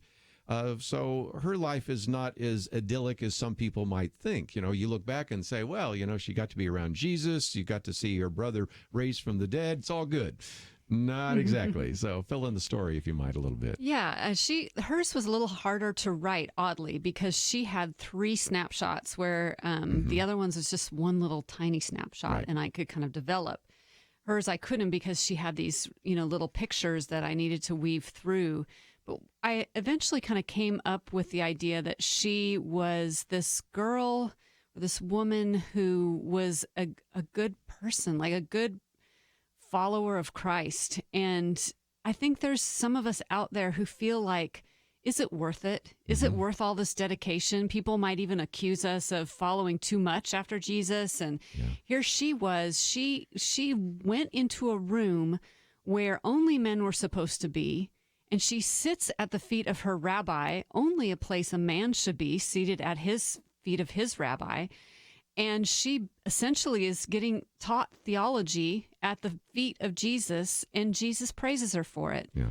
And so I love that, and that kind of helps me to think, okay, when I'm doing all the right things, it's not just the people that do the wrong things. It's when you're doing all the right things and you get discouraged and you think, no one sees me. No one can tell that I'm faithful. But we do serve the God who sees, El Roy, the God who sees, who notices your sacrifice. And so today, if you're listening and you're thinking, I don't think Jesus notices all the things that I do. He does. And Mary's story speaks to that. I love that comment you said about El Roy, because that's in the book as well. And it also helps answer a question that I used to run into. Before I started doing this program, lots of times I would speak on college campuses. And I cannot tell you, Mary, the number of times I had women, especially feminists, say, well, Christianity is anti-woman. And my best answer was, well, maybe you could have had experiences where the church has done you wrong, so I'll acknowledge that. But Jesus was certainly not anti-woman. And that would always throw them back a little bit. What do you mean? And you just gave one example. There was no way up until the time of Jesus in which a woman would be given the kind of authority and responsibility and position that Jesus gave. They were the ones that were the first to the tomb. He reveals himself after the resurrection. She is allowed to sit at his feet. He is close friends with Mary and Martha. And time again, women are elevated out of the Greco-Roman culture in ways that we now take for granted, but were probably very striking at the time in that first century. Very radical, very out of the box. And I'm sure the disciples were like, Jesus, don't you know you're not supposed to do that? I mean, he was always messing with them, but definitely with women. And you see it throughout all of this. I mean, she's definitely praising her and accepting her worship and validating her intelligence, which I think is really important. He let her sit there in the place of pupil. I love that. Well, again, the book is entitled The Day I Met Jesus, The Revealing Diaries of 5 Women from the Gospels. We didn't intend it, but next hour I'm talking about the politically incorrect Jesus. And we just talked about how in some ways you have the sense that maybe the disciples said, Jesus, do you understand what the rules are here? Because tone it down. You're breaking every single one of these rules. So certainly we have information about the that on the website, and that can be found at pointofview.net. But I wanted just for a few minutes to talk about the resources that are available to our listeners. And we have a link to marydemuth.com. And if you click on the store, for example, you will see that you have a whole section, Finding Healing and Joy. And in some respects, all that you did in writing Not Marked and all sorts, and telling your own story, and some of the fictional novels really are poured into this. But for people, and especially women that are struggling right now with Does God really love me? Can I ever get over this incredible violation of me that has taken place? What kind of resources might be available for some of those listeners? Yeah, Not Marked is a book that my husband and I wrote about healing from sexual abuse in the context of marriage, but it also has been helping people who aren't married as well. It's just basically a healing journey map of how to get beyond sexual abuse. So that's there. There's if listeners go to MaryDeMuth.com, they can get a free ebook, and it's called, and I don't know if I'm going to get in trouble for saying this word on the air, but What to Do After People Poop on You. So bleep. But I found that people are in the church, we tend to hurt each other a lot, and it can be the thing that turns you away from the church. And so I wrote a little book that's free, about 40 pages long, about how to get over that and how to move on. So I have things like that on the site. And also, I'll have to mention that The Day I Met Jesus has a website. So thedayimetjesus.com, if you want to know anything more about the book or, endorsements and things like that, it's all on that site. I might just mention just incredible number of endorsements. John Ortberg, who was on the program with us recently, is certainly a name that you would remember because we just had him on. Liz Curtis Higgs, I thought it was so good that she did that because, Bad Girls of the Bible, it just fits so well.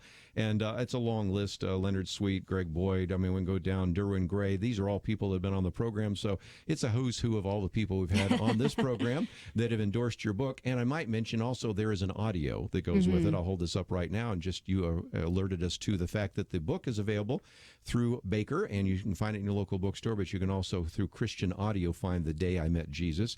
And back to Unmarked for just a minute, I want to give credit to you and your husband, not only the book, but you have the new DVD series. And I remember watching your Facebook that you have the Unmarked Marriage Seminar DVD. So this might be extremely helpful for any of our listeners that are looking to maybe develop that in a small group context, or to help people that are struggling with grief or depression or violation of some sort. So that is the case. And if you love Southern fiction, there are a lot of books on that, right? As well as all sorts of great books on helping people get published. And oftentimes when we have you on, we are promoting the next Christian Writers Conference. And you have been quite a mentor over these years to all sorts of people that want to be able to write more effectively, want to know how to get published. So all of that's at your website, right? It is, and it's a fun place to be. Well, let me mention again that they can follow you on Facebook and Twitter and Instagram, to mention just a few. They can follow your blog, and you have a podcast as well, right? I do, the Uncaged podcast, and that's been. I'm just trying to be like you, Kirby. Just following your footsteps a little bit. I can't even keep up with all the things you're doing, and that is a wonderful podcast as well. So just lots of great resources. So if you don't know who Mary DeMuth is, she's been on the program many times before. She's in studio. We certainly encourage you to do that. And just before we go, let me mention that on our website, you can also download a podcast. If you said, ooh, everything Mary's saying, I've got a friend that really needs to hear that. You can download it. It's free of charge. We're glad to make that available. We also have a way that you can go to YouTube and watch it if you'd like, or also we're see pretty cool. Yeah, we're getting there. I know. Yeah, we look good on film. I'm just telling you. Yeah, okay. So it's all right there.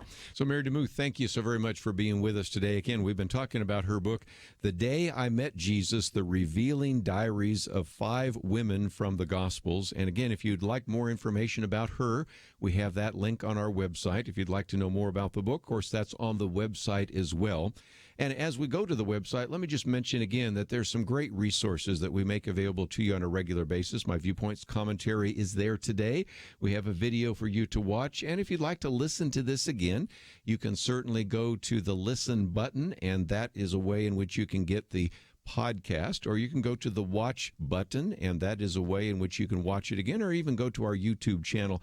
All sorts of resources available to you, and I hope that you'll take the time to benefit from the great work that she has done, and certainly benefit from this interview. So if, again, you want to pass this on to others, we encourage you to do so. All available at our website, pointofview.net. Obviously, we need to take a break, so let's do so. And again, as we go to a break, visit the website, pointofview.net. We'll be back with more right after this. Is religious freedom still a cornerstone of the Republic, or has it effectively been crushed by the forces of tolerance? America needs Christians to be informed and as unified as possible, applying God's wisdom to civic life. Point of View can be a key part of a successful mission. I believe in America. I believe God wants His best for us.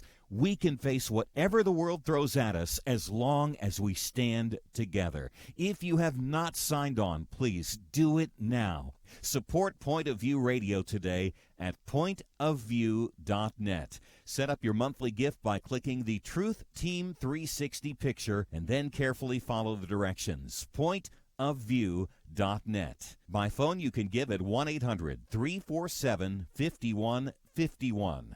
800-347-5151.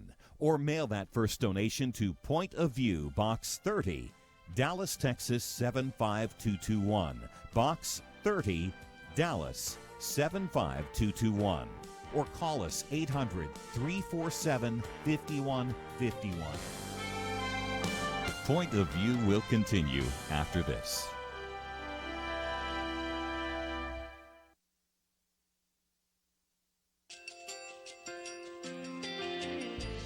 I just want to thank you so much for all the wonderful programming you have. You're just absolutely fantastic. I recently started listening to Point of View, and I really found it interesting because of the different subjects you cover. Thank you for that. I really appreciate everything that you do in keeping us informed. Thank you, Kerby, for everything that you have been doing. I appreciate all the work that you're doing, advocating for the Word of God. Thank you so much. Point of View, I think, is absolutely necessary because it's a Christian perspective, a biblical worldview perspective, and receive very current, up-to-date information about what is really going on, week to week in our culture, which is changing so rapidly, and yet it's morally sliding backwards. Yeah, I'm just, first of all, I thank you guys. Y'all's program is wonderful, and enjoy it every day. I learn so much every time I listen to it. Point of View Radio Talk Show.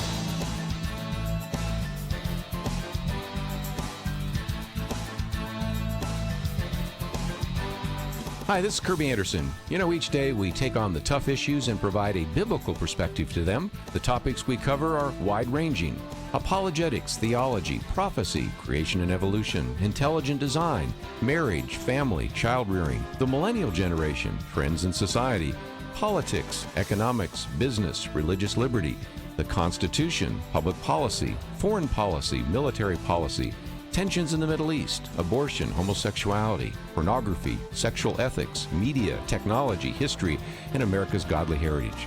We talk about anything that affects your faith, your family, or your freedom.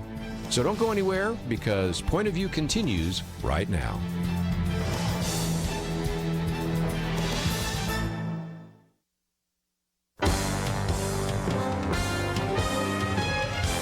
Across America, live. This is Point of View.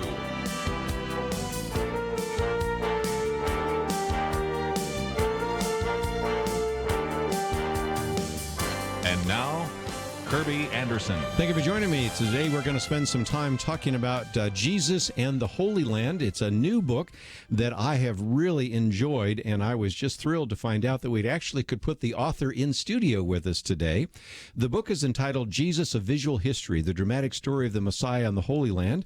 It is written by Dr. John Ortberg. He has a Ph.D. from Dallas Theological Seminary. He is known as the Dean Emeritus of Multnomah Biblical Seminary, and has been a president in the past of the Jerusalem University College. He's also the author of some other books you might have seen: A Visual History of the English Bible, A Visual History of the King James Bible. He's quite a collector of Bibles, by the way. We'll talk about that a little bit later. But Dr. Brake, thank you so very much for being with us today here on Point of View. Thank you for having me. It's a privilege to be here. You know, this is a book that it's a little difficult to describe, but I'll say for people that are watching on the internet, it has a look a little bit like a coffee table book, but it's a little bit shorter.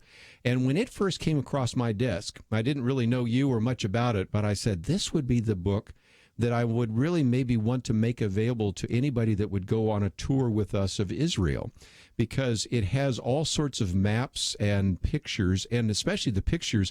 As I was looking through it, I thought, oh, I've been there. Oh, I've been there. Oh, this is really, I wish I had this. And I've used, of course, Charlie Dyer's book. You were just on his radio program with him. But this may be the book I'm going to make available to our people that travel with us to the nation of Israel and travel through the Holy Land. But I'd also say that if a person could never afford to go on one of those trips, this would be a good second best, because you have done just an outstanding job in this book with so many good full-color pictures of helping us see not only the life of Jesus, but as well seeing the places where he is and what it looks like today. So I know that was kind of your goal originally in writing the book, wasn't it? Yes. One of the things that really impressed me when I learned about Jesus and I went to seminary and got to study the life of Christ, I fell in love with the life of Christ and the Gospels, and I longed for the day when I could be there and walk the land and be where he walked and breathe the air that he breathed.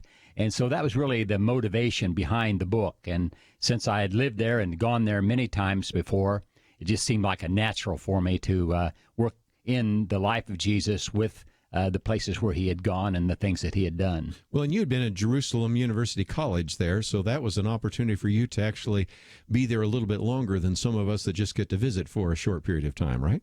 Yes, that was really the nice thing about being there, was that I could go spend time around the Sea of Galilee, at the Church of the Holy Sepulchre, and then in the summers when we didn't have any students there, some of us would go along with the archaeologists to see what was new on the horizon. And I just got to spend a lot more time at the individual places and just sit there and visualize what was around, what Jesus was looking at, what the disciples were seeing, how they were reacting to him. So I think that was an advantage that I had that I really appreciate. Well, and I think you've done a good job to this. By the way, the book is published by Zondervan, 276 pages. You might be able to find it in your local bookstore, but one of the things we always do is recognize that it may not be in your particular bookstore, or you may not be near a bookstore. So if you click on the picture of the book, there's a way in which you can order it, and you can get it in paperback. it has a feel like a coffee table book, which would be hardback, but it's paperback, and I'm so grateful that Zondervan did that because it made it a little less expensive. Or you can get it by Kindle, which would show up very well on some of your tablets. So I really would encourage you to think about this. If you've always wanted a book that shows you the Holy Land and helps you really kind of work through all of the different places and what they mean, and maybe put the life of Christ together in a coherent way, that would be really helpful. Even this Sunday when I was teaching, at one point, I was quoting from Dr. Harold Hoehner. You know who he is. Oh, yes, indeed. You know, the chronological aspects of the life of Christ, you know. That helps you put together when all these things took place chronologically.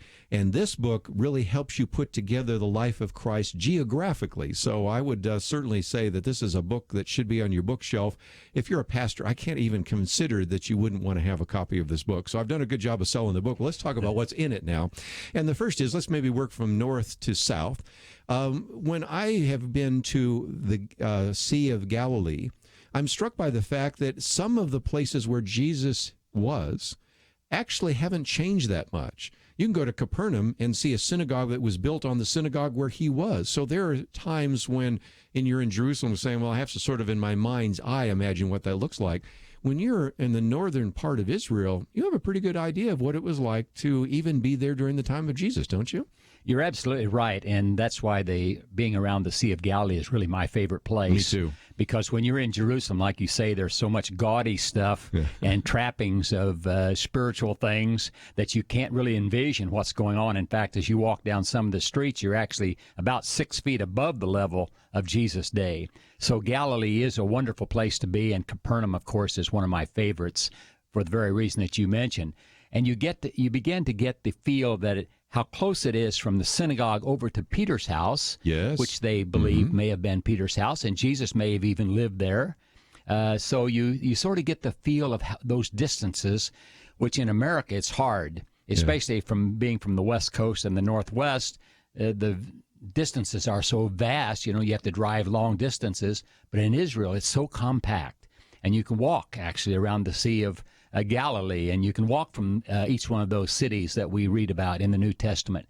So it really is one of my favorite places in all of the Israel. Well, you mentioned that in passing. Let's talk about that for a minute, because they think it's possible that is the home of Peter, and there's a couple of reasons for that. First of all, they find all sorts of fishing paraphernalia in terms of archaeology. They have some things that look like maybe believers, or first-century believers, worship there. We never know for sure, but you even have in the book here kind of a reconstruction of what that house would look like. And that really helps me to realize what it must have been like for Jesus to be there, for Peter to be there, to heal Peter's mother-in-law. I mean, all these events in Scripture already come alive just when we come to this one place, which is virtually untouched over the centuries. Yes, I think that's what really makes it amazing, that you can actually envision what that might have looked like. And several have made various drawings of what the place must have looked like. And so I do enjoy that part of it.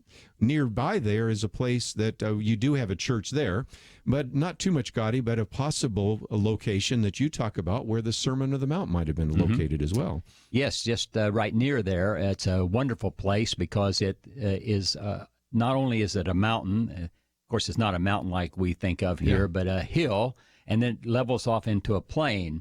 And we've actually stood up there and spoken to see how the voice would carry, and it's like an amphitheater. And so you can sort of envision this must have been a very possibility of the place. Now, of course, we don't know for sure. Sure. But there are only a few places around there that could have been that place, and this is one of them. And it's marvelous to be there and to kind of envision what that sermon must have been like. Well, and the other thing is when you go to the other side of the Sea of Galilee, you have some possibilities of where feeding of the 5,000 are and where the demons went into the pigs and some other things. I need to take a break, but we'll come back and maybe talk about that. Going to make our way to Jerusalem, but I thought we'd spend another minute or two up there in the Sea of Galilee. And we have something that they call the Jesus boat. We don't think Jesus was actually in it, but it gives us an idea of what the boat looks like.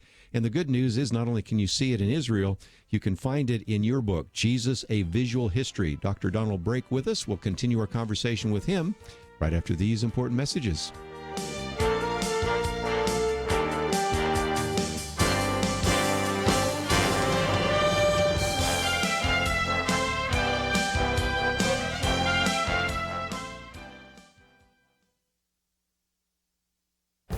This is Viewpoints with Kerby Anderson. On more than one occasion, I've suggested that gay activists might be overplaying their hand and bring about a backlash. Madeline Kern seems to agree with that assessment as she writes about the overreach of LGBTQ activism. She begins by quoting from French philosopher Michel Foucault, who wrote in his book about the history of sexuality that homosexuals were beginning to define themselves by their desires. He wrote about when homosexual becomes a personage, a type of life, or a morphology. Today, we have a growing list of terms used to describe such personages. There is gay, lesbian, transgender, bisexual, asexual, demisexual, non-binary, polysexual, polyamorous, gender fluid, with a list that goes on and on and on. The point she's making is that all of this strikes young and old as troubling. The original assumption was that the younger generation would adopt these terms and willingly accept any of the ideas being promoted by the LGBTQ activists. That has not happened. The annual GLAAD Accelerating Acceptance Report shows a significant drop in the number of young people, 18 to 34-year-olds, that feel comfortable interacting with LGBTQ people. The percentage dropped from two-thirds in 2016 to half in 2017 to less than half in 2018. The attitudes and behaviors of many of these activists seem to be turning off a generation that originally supported many of their demands. You know, this activist overreach has a price. It will likely backfire at some point and is already meeting some resistance and reevaluation. This is what happens when any political or culture group overplays their hands. I'm Kerby Anderson, and that's my point of view. For a free copy of Kerby's booklet, A Biblical View on Socialism, go to viewpoints.info/socialism. That's viewpoints.info/socialism.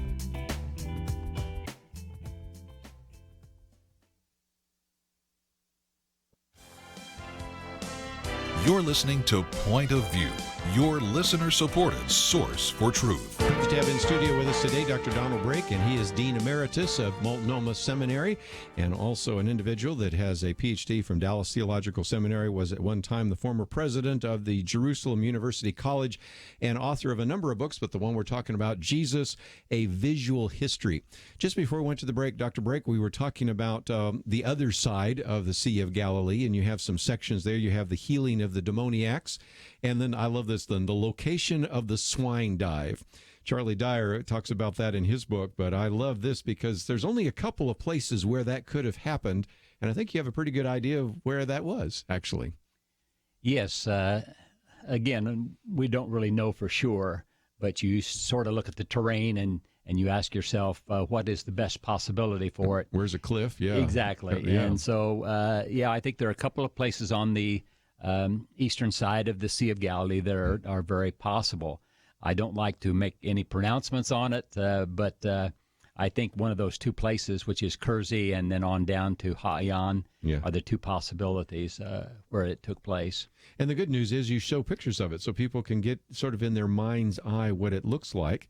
And while we're talking about the Sea of Galilee, I mentioned the Jesus boat. First of all, there's a place you can go to, St. Peter's Fish, and everybody that ever travels there usually gets the fish that you can get right out of the sea, and so you can eat the same fish that probably were eaten in that day.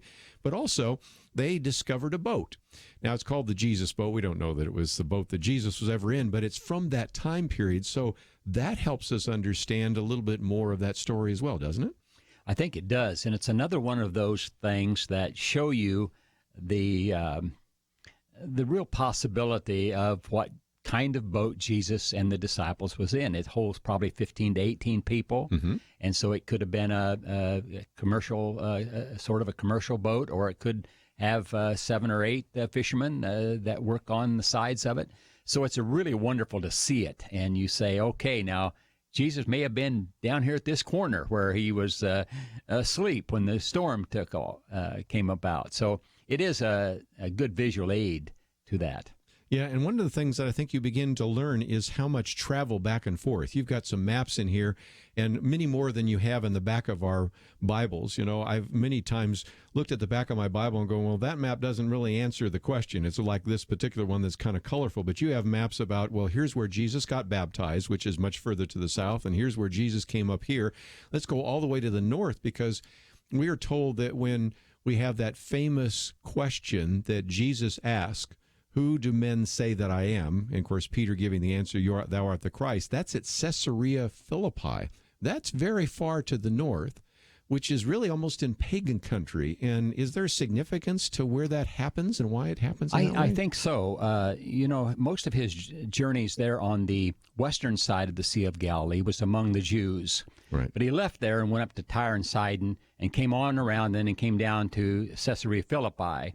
And I think the fact that he's not teaching the kingdom because the Gentiles had no background for understanding what a kingdom was. Yes. So he's teaching a different message. And when he gets right there, remember the disciples had been following him for a long time. They've been listening to the controversies. Some say he is the Messiah. Some say he is not.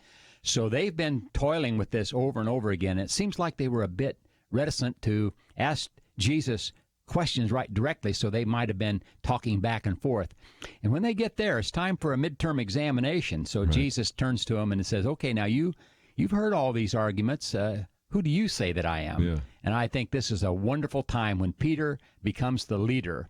He says, thou art the Christ, the Son of the living God. Right. And it's just a marvelous expression of faith on his part.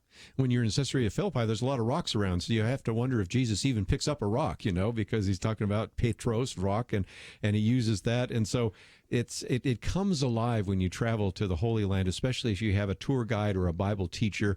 I'd love to have you come along because, I know you would bring so much to the table, and we mentioned Charlie Dyer and some others that just over the years have incorporated so much into it. It really comes alive. It's kind of like when you read your Bible, it's in black and white. When you go to the Holy Land, it's kind of in color.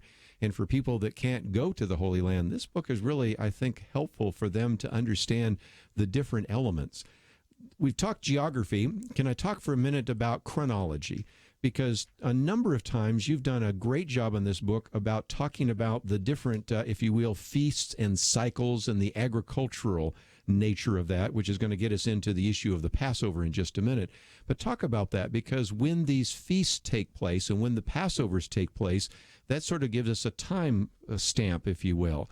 We have a pretty good idea through, for example, the Gospel of John. You have 3 Passovers, so you have a pretty good understanding of the length of the ministry of Jesus, and you sort of understand when you know those feasts what time of year it was when Jesus said those particular words, don't you? Yes, I think that's one of the things we might miss as we're studying the life of Jesus.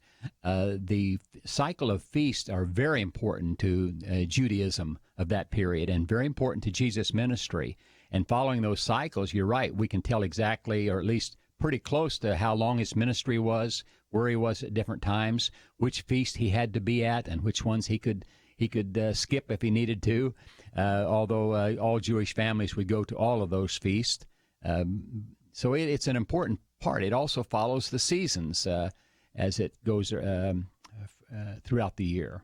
And again, you have a whole section where it's the peak of the rainy season, so you help us understand where the winter rains are, and some of the other rains fill the cisterns, the dry season, the possible birth of Jesus, and you take us through all of that. So very, very well done. And again, I think people will appreciate not only understanding the Bible from a geographical point of view, but even from a cyclical kind of chronology point of view.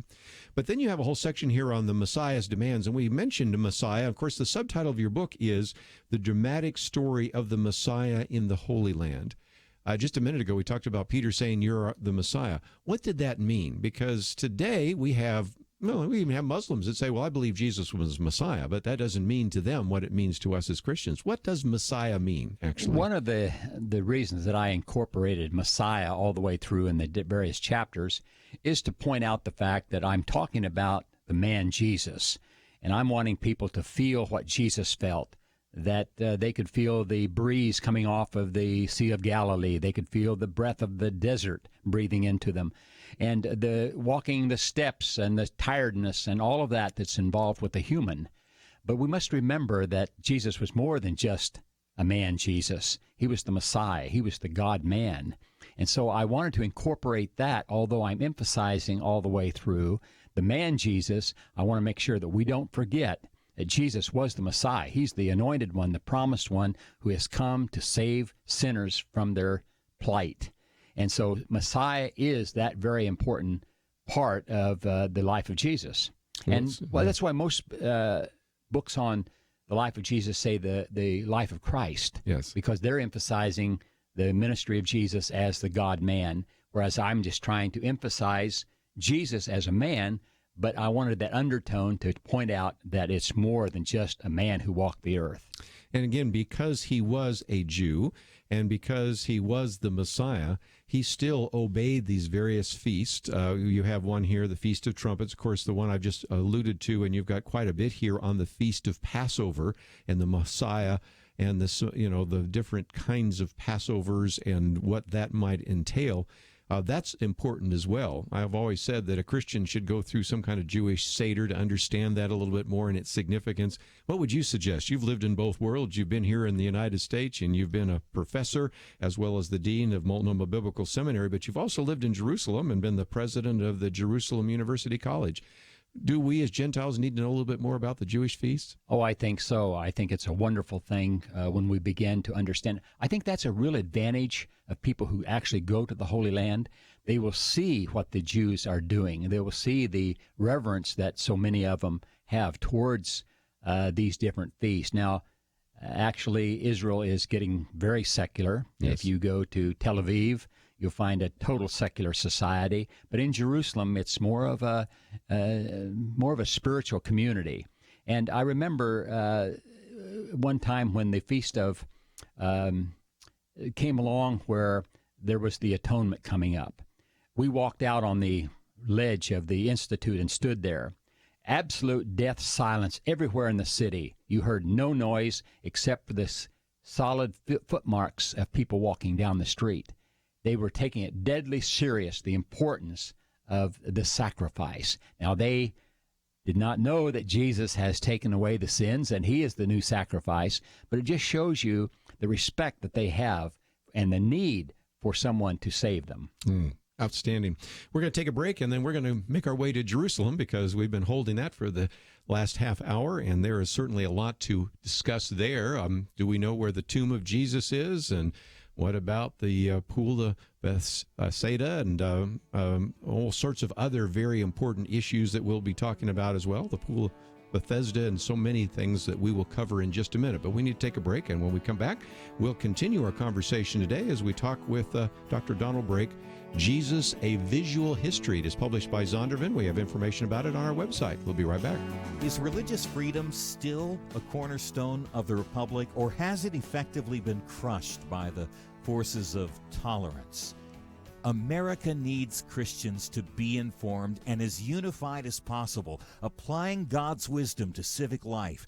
Point of view can be a key part of a successful mission. I believe in America. I believe God wants His best for us. We can face whatever the world throws at us as long as we stand together. If you have not signed on, please do it now. Support Point of View Radio today at pointofview.net. Set up your monthly gift by clicking the Truth Team 360 picture and then carefully follow the directions. Pointofview.net. By phone, you can give at 1-800-347-5151.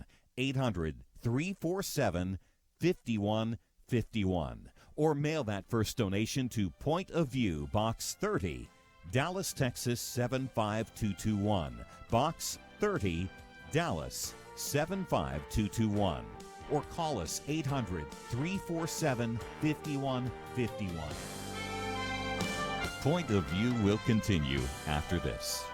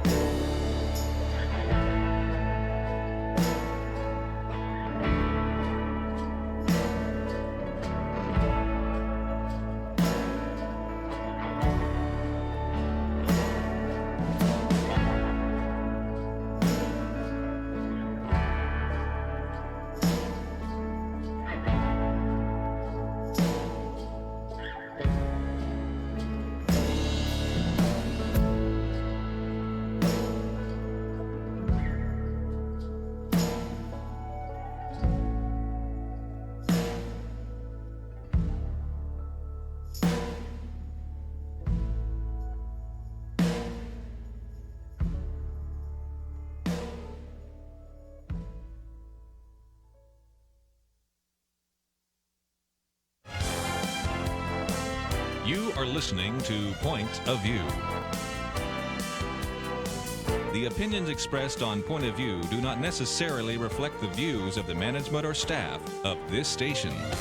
And now, here again is Kerby Anderson. Privileged to have in studio with us today Dr. Donald Brake, and if you would like to join our conversation, 1-800-351-1212. Mostly this is one, I think, where you sit back and just listen from an individual that has put together an outstanding book. But if you have a comment or question, we certainly would welcome that as well. And some of you have traveled to the Holy Land and maybe have some comments or some reflections, we'd love to hear from you. But if not, sit back and take some notes and enjoy the conversation. We're going to focus some time on Jerusalem and the chapter there, Messiah's Holy City, forever young, forever old. And the first thing is, as I turn the page, is the division of the walled part of Jerusalem into the Christian quarter, the Armenian quarter, the Muslim quarter, and the Jewish quarter. Very important if somebody travels there to recognize how different these people living in very close proximity are in that holy city. Yes, it's an amazing to walk from one end to the other, and all the trappings you get as you pass from one to the other. Sure. And it's interesting because you'll find Jewish people walking through the Muslim quarter, Muslims walking through the Jewish quarter. And as we sit here in the U.S., we think no one would ever dare do that. But there's a lot of mixture. Now, they don't speak to each other, and they sort of shun each other as they walk past each other, but they're there. Yes. I remember one of the experiences that my wife and I had such a chuckle about was one of the early times that we were walking through the old city, we came to the Jewish quarter, and here we had to stand back because we saw a whole group of soldiers coming down the walkway, and they were all women. And they all had guns over their shoulders with a flower in the barrels of each one of them. So we thought that was an amazing marching army of flowers. Well, and again, that division there you can see also in this film that some of our listeners might have seen. It's an IMAX film, and I'm sure it'll come out in DVD. Now, it was done by National Geographic, so it doesn't have the spiritual insight that Dr. Brake has. But what they do is they take you through Jerusalem, and it's fascinating. They also fly through with these cameras so that you can see parts of the Holy Land you've never seen before. But as they're in Jerusalem, they tell the story of a Muslim girl, a Christian girl, and a Jewish girl. And so you kind of understand at least the remarkable differences in that very small area. And, of course, as you point out, even as you begin to look through some of the pages, you have some of the IDF soldiers there as well. So they're trying to keep the peace. But when we find that there's some kind of riot or conflict, it's almost understandable given the remarkable differences theologically as well as politically that are all packed into this very small particular acreage, right? Yes, that's certainly true. And it is a small area. I used to get up in the morning and try to jog around the city. And it just takes a matter of a few minutes to jog clear around the old city. That's now, amazing. Of course, if you had to jog around the modern city of Jerusalem, it would take a lot longer. But it is a very small area, and the place is absolutely packed with people. Well, let's talk about some of the things they would see if they were to go there. One of those, of course, is the Western Wall and what is known as the Wailing Wall. That has, of course, significance to Jewish believers, but it also helps us understand what the Temple Mount looked like. Explain that geographically, if you might, for just a minute. Yes, the Western Wall is the western side of the Temple Mount area. The Temple Mount is the total area that housed the temple and all of the things that went on around the temple. It was expanded during Herod the Great, who extended that area to quite a bit. But right now, it's completely inhabited by Islam. Mm-hmm. They have their major mosque up there. They have all their demonstrations there. They have the Dome of the Rock, which is not really their practicing mosque, but it's a very important part. But the Western Wall is really the closest that you can get to the place where the sacrifices took place. And so for the Jews, that's the holiest place in the world because that's the closest they can get. They wouldn't dare walk up on the Temple Mount because it's defiled. Mm-hmm. So the Western Wall is very, very important to them. And to watch them pray at the Western Wall is quite amazing because for them, prayer is action. It's not just silent. Move, yeah. Mm-hmm. Yeah, they bow back and forth. Yes, mm-hmm. Exactly. They poke prayers into the wall, the cracks of the wall. So it's an amazing place to be and to watch the worship there. No, just recently, of course, we had what was the Passover and everything else. And of course, we call that time of Easter. But it also answers a question people have always asked, and that is, what happens to all the pieces of paper? And they showed the other day where they would take them out and remove them, I think, 3 times a year. So you have the answer to that. So that's the western wall. Let's go down to the southern part, because in your book here, you have some of these steps that would actually have led into the temple. We believe that those are the steps that certainly Peter and Paul and Jesus walked up. This is most likely one possible location where Peter actually spoke on the day of Pentecost. So we have at least some of those steps that we can actually sit on and look at and understand that this is exactly where some of this took place. Yes, and that's a fairly recent uncovering of those steps. I remember when I first went there to Israel, we didn't see those, but now you can actually sit down there and say, I'm sitting in a place where Jesus may have walked right up these steps. And it's a wonderful place, and it gives us a lot of insight into how the temple worship functioned. Now, you said just a few minutes ago that some of the places where Jesus was are beneath us. And a good illustration of that is if you go to the Pool of Bethesda.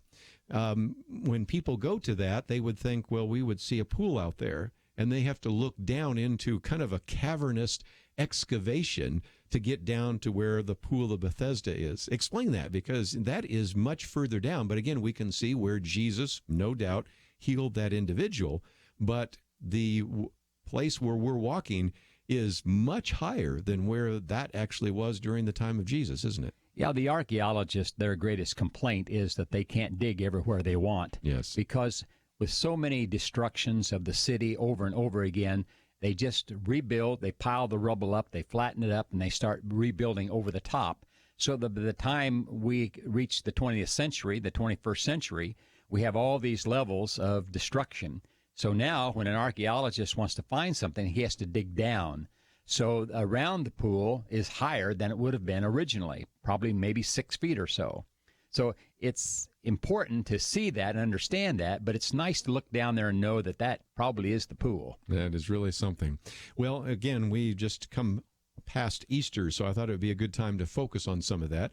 First of all, you've got a little division, I guess you could say, between where Jesus was crucified and where his body was laid. And that gets into what was outside the city at the time, because we're told that he was crucified on Golgotha, and it's outside the city. We know that. We know most likely that he was laid in a tomb by Joseph of Arimathea. But you have really two kind of visions about that in the Via Dolorosa. Can you kind of sort those out for us? Yes, traditionally, the Via Dolorosa included the Church of the Holy Sepulchre. Mm-hmm. So it went from the northwestern section of the Temple Mount down to the Church of the Holy Sepulchre. That has been traditional for years and years. But for Christians, that's not a very pleasing atmosphere to be in. You can't think of a peaceful garden where Jesus was laid to rest and where he rose. So in the 19th century, Gordon, who was from the Sudan, came up, and he felt that he found the place where it looked like a skull. There were 2 eyes and a mouth socket. And then he envisioned that the whole city of Jerusalem, the old city, formed the body and head of Christ, or a person. And so the hips would have been at the Temple Mount, and the head extended up where the skull is. And so because it was outside the current wall of his day, he said this must be the place where Jesus was crucified and buried. So that became Gordon's Calvary. They call it today the Garden Tomb. And so that was the tradition, but most Protestants like, because you can go there, you can get a wonderful service there on Sunday, and you can look at the tomb as you sit there and listen to the messages. So it's really a peaceful and a nice place to worship. Whereas the Church of the Holy Sepulchre, it has divisions of various different churches. It has Catholics and Greek Orthodox and Ethiopian Orthodox and number of groups, Coptics, and they all have their piece of the rock. And so it's hard to envision that this is where Jesus was crucified and where he was buried and rose again.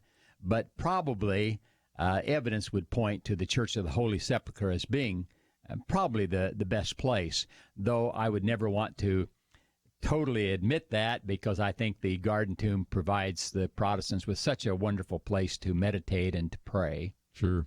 Let's take a break, and we'll come back and talk a little bit more about that. But we're just about out of time today, but giving you a little bit of a look at the Holy Land through the eyes of Dr. John Ortberg, but also through his book, Jesus, A Visual History. It is published by Zondervan, just an outstanding book, and you can find out more about it on our website, pointofview.net. We'll be back right after this.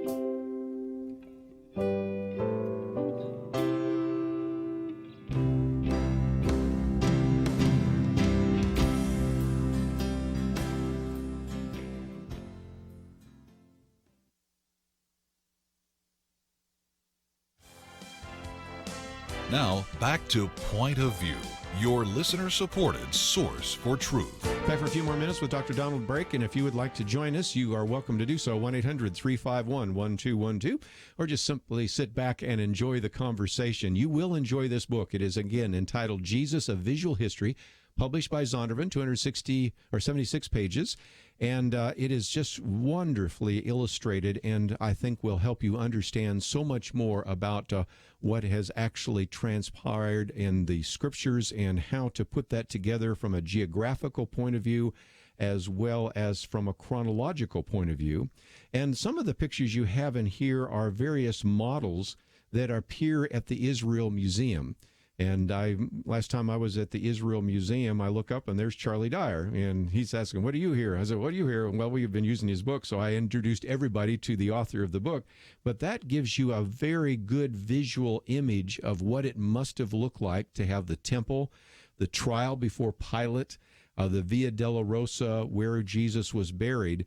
which you can't really get when you're in modern-day Jerusalem. And again, Dr. Brake, you have taken the time to take some of those pictures from that museum and put them in the book so people can understand what it must have looked like in that first century. And I think, again, that's very important. As you mentioned earlier, we learn visually, and the more we can visualize things, the better our comprehension of the written material is. So I think those kinds of things really do help. Well, and one of the other things I thought I might mention before I take a phone call, and we might even grab a phone call here real quickly, is you've got a section here on Pontius Pilate. I mentioned Caesarea, but there was another Caesarea. This is the Caesarea on the Mediterranean coast, and that's where Pontius Pilate was. Well, it so happens that we actually have the inscription. So as people, for example, maybe have been watching AD, which is the TV program done by Mark Burnett and Rona Downey right now, and they see Pontius Pilate, we have independent archaeological evidence of Pontius Pilate, for example, and we have independent archaeological evidence of a lot of things that are in Scripture, and that's really encouraging us too, isn't it? That really is, because there was a day where people said, well, there was probably no such person as Caiaphas, for instance, or Pontius Pilate, and we only have that from secular or from religious literature. Well, when we find these inscriptions, they have to back off of it and say, yes, indeed, they really were people. So I think those archaeological discoveries have only gone to encourage Christians in what we believe from the Bible. Let's take some phone calls. We'll go to Georgia first. And Arnice, thank you for calling. WAGP, what would you like to ask? When Jesus arose and told the disciples to go to Galilee, how far is it from Galilee from Jerusalem to Galilee? And then then he told them to stay in Jerusalem later. But so it was a pretty good little walk. From Jerusalem to Galilee, I understand. Well, it certainly was. And, in this map that you have here, it makes it pretty easy because you can follow it and see that basically it's, in round numbers, about 60 miles or so, isn't it? What's the exact... Yeah, I think it's just a little bit more than that, perhaps, but it is a long walk. It and, sure of course, is. It's up some pretty steep terrain, and it would have been a tough walk. Well, and one of the things that I think is helpful sometimes is the Scriptures, obviously, and the Gospels just have those various events in Jesus, but you have to recognize that when it says when Jesus walked from, for example, the Sea of Galilee to Caesarea Philippi, well, that's going to take you 20 miles. When he's going to walk from Galilee, it's going to be, well, I guess more than maybe 70 or 80 miles. You realize that this took a couple of days. And we've had tours that we've offered for people if they want to walk the walk of Jesus. We don't have many takers for it because, as you said, you have to really understand that these are very long distances in those days when you walk. They're very short when we get on our buses and travel in the Holy Land. And it helps you understand that there were times for Jesus to walk with the disciples, to sit, to drink, to eat some fish, eat some bread, to maybe even be teaching on the way. And to recognize that much of that was not recorded in the Scriptures, but much of that was necessitated simply by walking all over the Holy Land in that day. I think what you're mentioning there is important, too, because on the one hand, things were so quiet that you could actually walk at a group of 8 or 10 or 12, and you could hear each other talking back and forth. Today, in our modern cities, there's so much noise with cars and buses and airplanes that you can't really do that. You have to get right up in each other's ear. So I think it was a good opportunity for them to, as they traveled, a lot of teaching was going on at that time. We do have some other places which we can pretty much identify with the life of Christ. I have not mentioned the Garden of Gethsemane. We know exactly where that is. We know that there were olive trees there. We know that there was olive presses there. So we can pretty much trace those last 24 hours of Jesus pretty accurately, can't we? Yes, I think that, again, is a very good thing for people to do when they're in Israel, is to walk those areas, start up at the top of the mountain and walk down into the valley and into the city of Jerusalem. I think it's really fun to see exactly how that works because it's the same path today. I mean, there's roads now, hard-core roads, but it's the same area and the same pathway. And I think it, again, is just an illustration that right now, if I were to ask people, okay, where was the temple? Where was the Mount of Olives? Where's Bethany? Where was the Pool of Bethesda? where, they would say, I don't know. And this book really would help them put that together in a geographical way. But then you also have helped us with the various feasts and what you call the agricultural calendar to begin to put it together in a chronological way. So if you've been reading the Bible, and I hope that you are, but you maybe haven't understood all the little elements of it, I think this is a book that you would really want to have as a companion. And Dr. Brake, I'm going to make sure we increase the sales of this by nothing else, encouraging that everybody that goes on our next trip to Israel takes this along. If you read it ahead of time, you'd get so much more out of it because, as you well know, I think you shared with us off air, so let's talk about it on air. Sometimes people go to the Holy Land, they take all these pictures, and at the end they go, now where was this picture and what was this? And so the hope is to begin to help people put all of that together. So you've done an outstanding job. I might mention some of your other books as well, A Visual History of the English Bible, A Visual History of the King James Bible. And I know you've been an individual that has quite a collection of rare English Bibles and Greek New Testaments. You and a couple of other people that have been collecting those are certainly a great treasure to have there as well. So thanks for taking the time to join us today in studio. Well, thank you for having me. It's been a pleasure.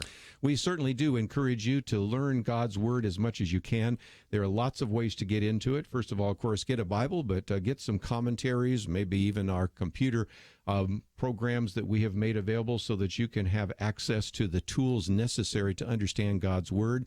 But more importantly, I hope that you will think about getting a copy of this book. It's called Jesus, A Visual History, The Dramatic Story of the Messiah in the Holy Land. And if you would look for it in your local bookstore, I hope you can find it there. But if not, simply click on the picture of the book on our website, and there is a paperback edition of it, and there is a Kindle edition of it. And I think you would certainly want to enjoy those, and I think it is going to help you a great deal in your study of God's Word and to put it all together. If you can ever possibly go to the Holy Land, it will take that black and white picture you have of the Bible and turn it into 3D and color.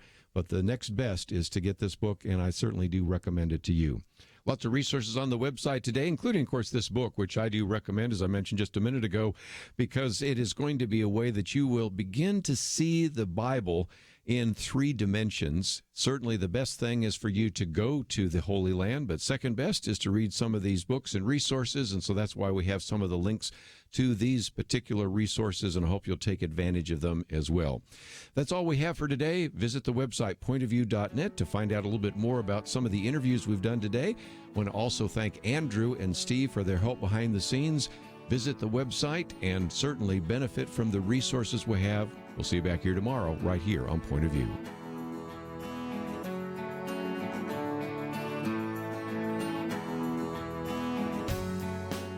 We live in a digital generation. Point of View is reaching this often overly plugged-in generation with truth. You can keep up with us 24 hours a day using your phone, your tablet, your laptop, or your desktop. Search for the Point of View Radio Talk Show on Facebook, where you can keep up with today's issues, learn about current and upcoming guests by liking us on Facebook. Also, follow us on Twitter. Our handle is @PointOfViewRTS. That stands for Point of View Radio Talk Show. Learn, interact, make a difference with Point of View using new media. And here's one way you can make a big difference. Help us increase our reach by spreading the word among your friends. Share a Facebook post.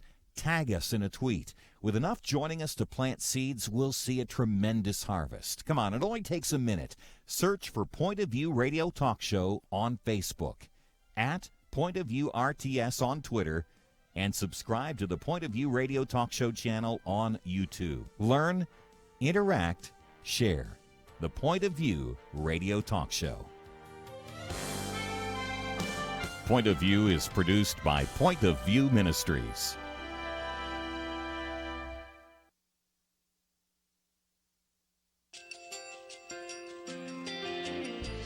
I just want to thank you so much for all the wonderful programming you have. You're just absolutely fantastic. I recently started listening to Point of View, and I really found it interesting because of the different subjects you cover. Thank you for that. I really appreciate everything that you do in keeping us informed. Thank you, Kerby, for everything that you have been doing, I appreciate all the work that you're doing, advocating for the Word of God. Thank you so much. Point of view, I think, is absolutely necessary because it's a Christian perspective, a biblical worldview perspective, and receive very current, up-to-date information about what is really going on, week to week in our culture, which is changing so rapidly, and yet it's morally sliding backwards. Yeah, I'm just, first of all, I thank you guys. Y'all's program is wonderful, and enjoy it every day. I learn so much every time I listen to it. Point of View Radio Talk Show.